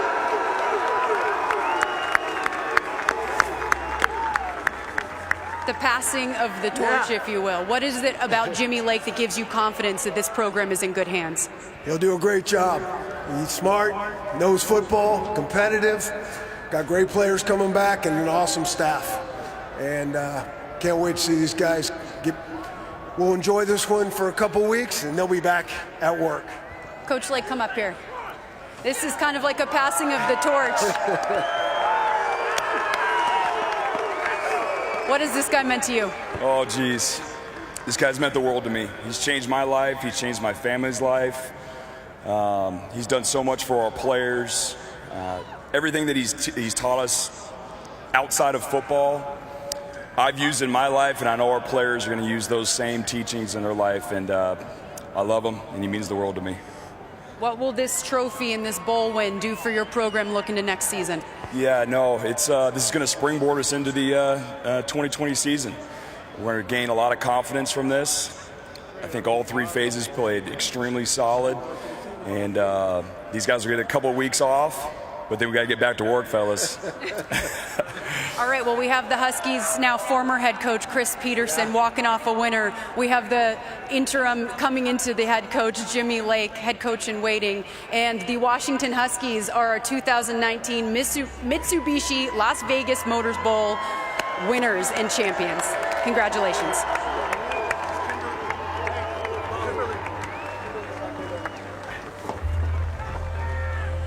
All right, congratulations to the Washington Huskies and Coach Peterson. Thank you. Thank you, Jimmy.